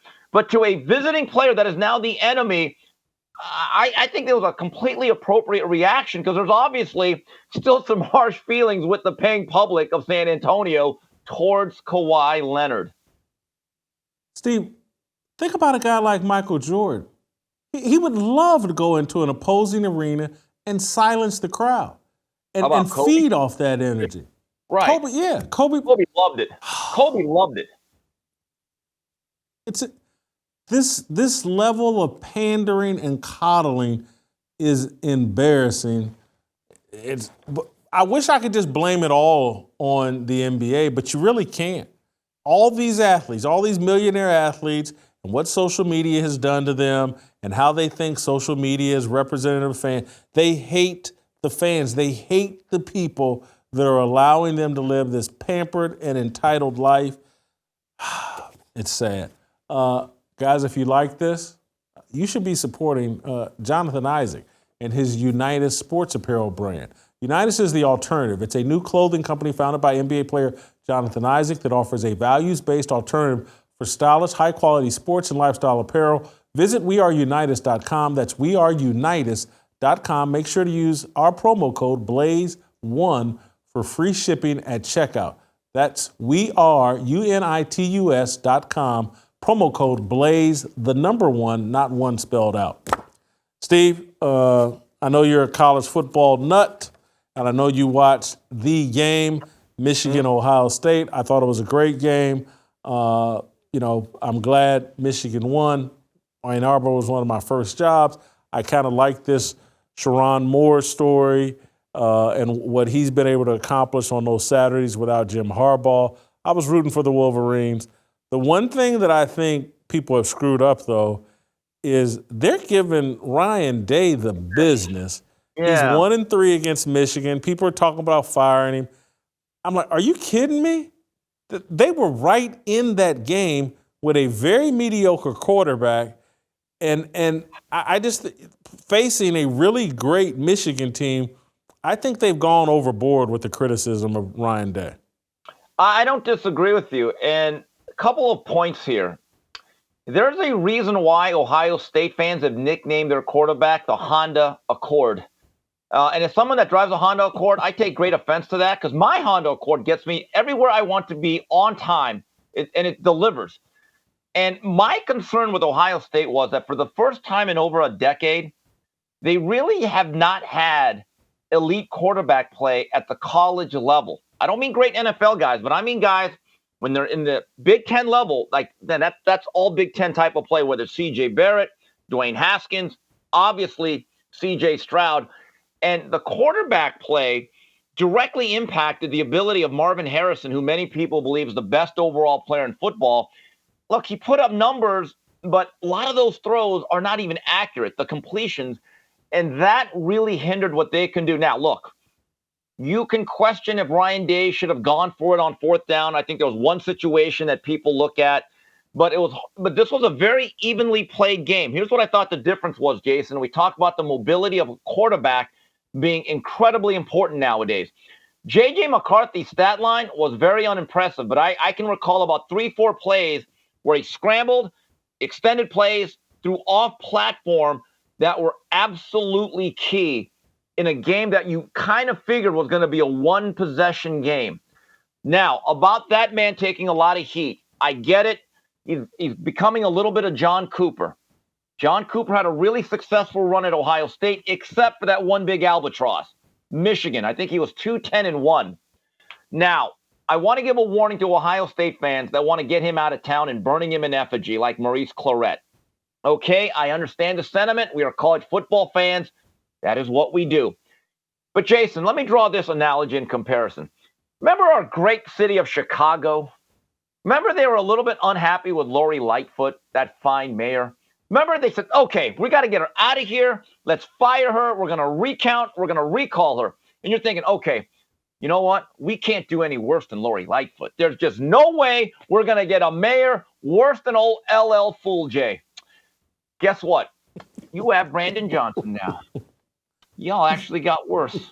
So be careful what you ask for, because if you have a replacement and if you want to fire a guy, you better have someone in mind that's going to come in and actually be an upgrade. Yeah, I you went just, there. yeah, you went there, but I literally, you just defended Ryan Day by analogizing him to Lori Lightfoot. I know, that's You kind of a just backhand. crushed. You just crushed Ryan Day. Ryan, I'm sorry. I'm still with you. Ryan, I still Yeah. think you're an elite top 10 coach. It didn't mean I did not mean it like that because I know that's a backhanded compliment. I didn't mean it that way. That's I'm not just even saying, a backhanded compliment. that's That's like just a that's like- backhand. yeah, that's just like a bat. I get it, but you know what I'm saying. You're not guaranteed to upgrade. That's my point, Jason. Brandon Johnson. God, I hate him. I don't even hate the guy. Jeez. Listen. If Ohio State had mediocre quarterback play, they probably would have won that game. And is that on Ryan Day to make sure that they have mediocre quarterback play? He chose the quarterback. Absolutely. That is on him. But, I think given his success, and again, I know a lot of that goes to Urban Meyer, and he took over a moving train. I get it. But he would have to, before I would think about moving on from that guy, he's got to lose to Michigan 2 or 3 more times before I would even think about it. He could lose next year and I'm all good. And he could probably, again, if they're undefeated going into that game and they lose to Michigan, I'm not firing a guy that's going 11-0 and then ends up 11-1. I'm just not doing it. And I'm going to have to go back and check John Cooper. And I remember the John Cooper era, but I don't remember John Cooper going 10-0 or 11-0 and then losing to Michigan. Jason, he did that a couple of times. In 1996, they were undefeated. They lost. There were other years where that one loss kind of ruined their year. You know what I remember about John Cooper? He really did a great job of upgrading the athleticism of Ohio State's football program. Because I remember in the mid-90s, they were almost as good as the Florida schools. I mean, they had guys like Eddie George, Ricky Dudley, Terry Glenn, Joey Go-Go Galloway, Andy Katzenmoyer, Sean Springs. And they always would win 10, 11 games. But in 1996, that was the year they should have won it. In 1998, they finally beat Michigan. But here's the thing. They blew a game to Michigan State. And I thought on paper, the 98 Ohio State Buckeyes, I thought they were the best team that year. So that rivalry game actually probably means to a certain segment of that Ohio State fan base and Michigan, you can win the other 11 games, Jason. That game in the last week of November probably trumps those other 11 games, though. That's the reality of college football. Don't answer this question in like, well, it'll never happen, so I don't have to answer. Answer this question like, would you do this? Let's say he loses to Michigan next year, and let's say it's uncompetitive. Would you offer Urban Meyer the job? Back to urban renewal in Columbus? Can I just tell you something? If they would get blown out, and next year the game's at the Horseshoe. So if they lose for the 4th straight year, I believe the Ohio State contingent that is anti-urban, I think they would say, so, we're forgiving people. Those are good times. I actually, look, it'll never happen, but yes, I would. If I was running Ohio State and my guy Ryan Day, I would say, you know what? That's not Brandon Johnson. That's Urban Meyer. I like him. Yes. If it was up to me, yes, he'd be on my Rolodex. But it would never happen. Interesting take. Steve, I want to tell you guys about AMAC. AMAC is the leading conservative advocacy and benefits organization and defends parents' rights to protect their children. They're also fighting to restore America's election integrity as well. So join today. Let's send AARP a strong message. AARP says it represents seniors, but it doesn't. Not conservative seniors. AMAC does. Join AMAC today at amac.us/fearless. That's amac.us/fearless. Steve, got a final topic, my favorite topic of the day. Man, I put you to work today. I appreciate your stamina here. But Kim Mulkey is having some problems with Angel Reese. And this is my favorite time. She's been suspended for 2, 3, 4 games, whatever, and we're about this close. We're this close to someone really playing the race card on Kim Mulkey over Angel Reese, because they don't care what Angel Reese. Angel Reese could have murdered 20 people on LSU's campus, but damn it, this white coach, no way she should suspend her. None of this is a surprise to me. Angel Reese got popular and got rich and famous off of taunting Caitlin Clark. Angel Reese, and then all of a sudden Shaq's calling her the GOAT of LSU sports. They crowned this woman who's, I think, scored 15 points in the championship game, averaged 15 points. They made her Bayou Barbie. They showered her with hundreds of thousands, if not millions of dollars. They threw flowers at her that were undeserved. And she's entitled, she's selfish. I don't think her teammates like her at all, because she made that championship was about a team. It wasn't remotely about Angel Reese until Angel Reese did the taunting of Caitlin Clark.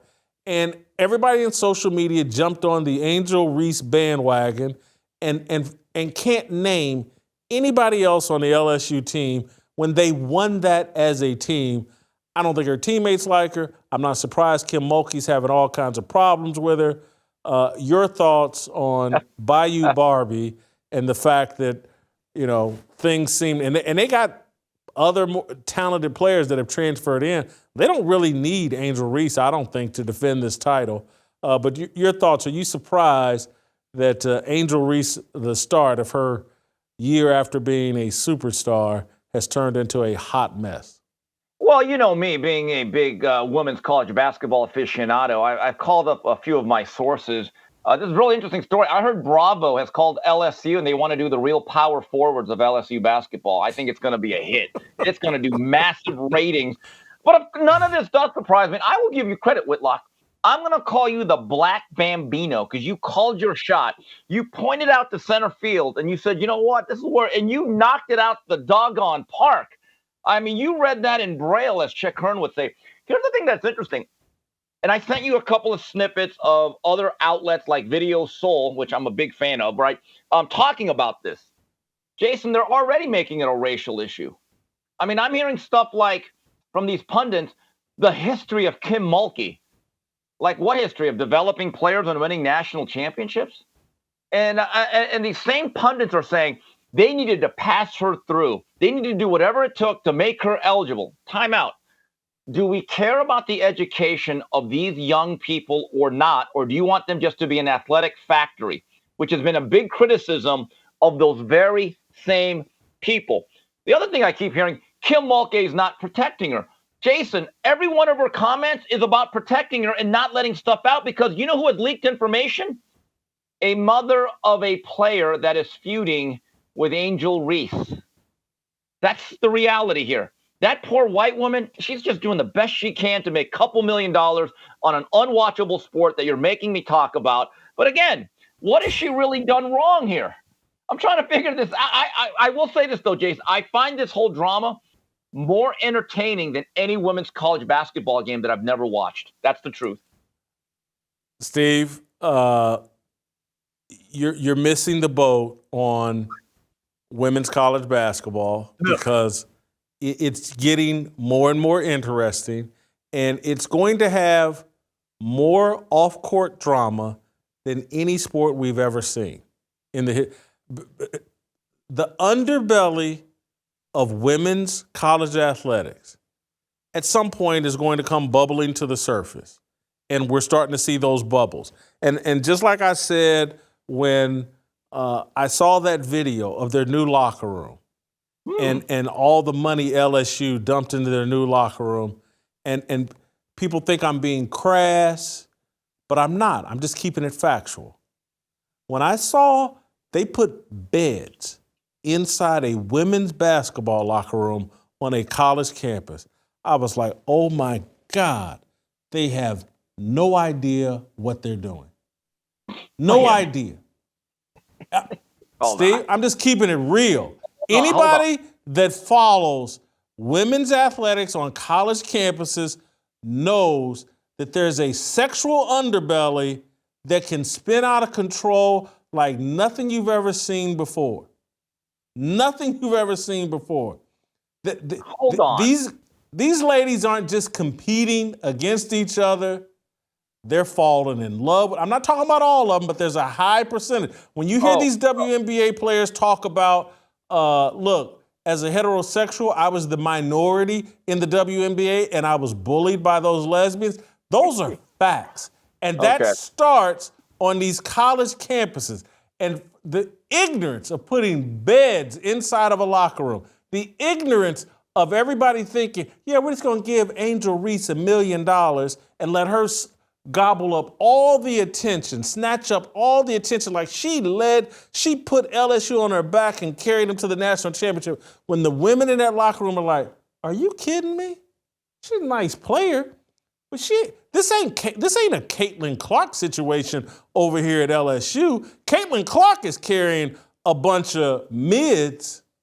LSU is out, Angel Reese is out there playing with some other ballers. And they're looking at her get all the attention.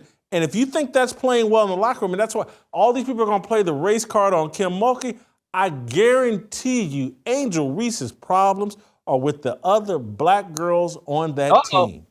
Period. End of story. That's where the problems are.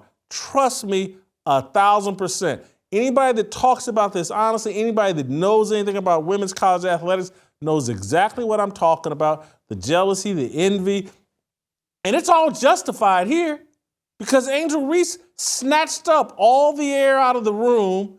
And I don't blame Kim Mulkey. I don't blame her teammates. I don't blame that girl's mama that snitched on her about her grades and all that.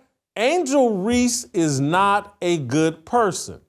You could tell that by the way she wins a national championship and all she can do is think to taunt the opposing player. And we celebrated this and act like there wasn't going to be any problems related to this. It's a joke. Steve, you can continue to mock, but this thing is going to be fascinating. It's so complicated. What goes on in women's college sports and throwing a bunch of money into these locker rooms and then throwing beds into these locker rooms. Oh my, it's retarded. No, look, I'm more than willing to talk about the drama. I will not watch a single minute of the game, to be honest with you, because I actually do find this to be funny. By the way, so you're saying basically while Tex Winter and Phil Jackson had the triangle, Kim Mulkey has a love triangle. And you know what? That was actually insinuated in a video by Jada Black. And shout out to Jada Black. He did some good work on this. So here's the thing, though. I was looking at that. Are you sure that's a bed? That looks like an oversized sofa set. I don't think that's a full. I think it's more of an oversized where the team can just lay out. But yeah, you're right. You can get a lot of work done on the couch, but go ahead. I'm sure you can, right? And look, I don't disagree. There's probably more studs on that team than there is at Ace Hardware. I get it. We all know what happens in a lot of these teams and situations. But leave Kim Mulkey alone. That poor white woman is doing the best she can. God, poor Mulkey. Oh, doggone it. Bring her on the show. Let's see what you have to say. Bring her on the show. You have a good relationship. I'd love to bring Kim on the show, and maybe I will at some point. I like Kim Mulkey. And anyway, Steve, thank you so much. Great job as always. Sorry I had to keep it that real, but I did. That's why you that's why you tune into this show, because I'm fearless and I'll talk about all the issues. That's today's show. Marathon show. I hope you enjoy it. I hear tomorrow. We'll see you tomorrow. Freedom, looking for a breakout, feeling like a standoff, nothing in life like freedom. Came like a fighter, striking like a ladder, making all these moves for freedom. I want freedom. No negotiation, my sister, no relation, we all just wanna have freedom. Sitting on the corner, never been alone, I'm breaking my back for freedom. Blessed, we are living, get back, we are receiving, all deceiving, we all wanna be free. We want freedom. I wanna be, I just want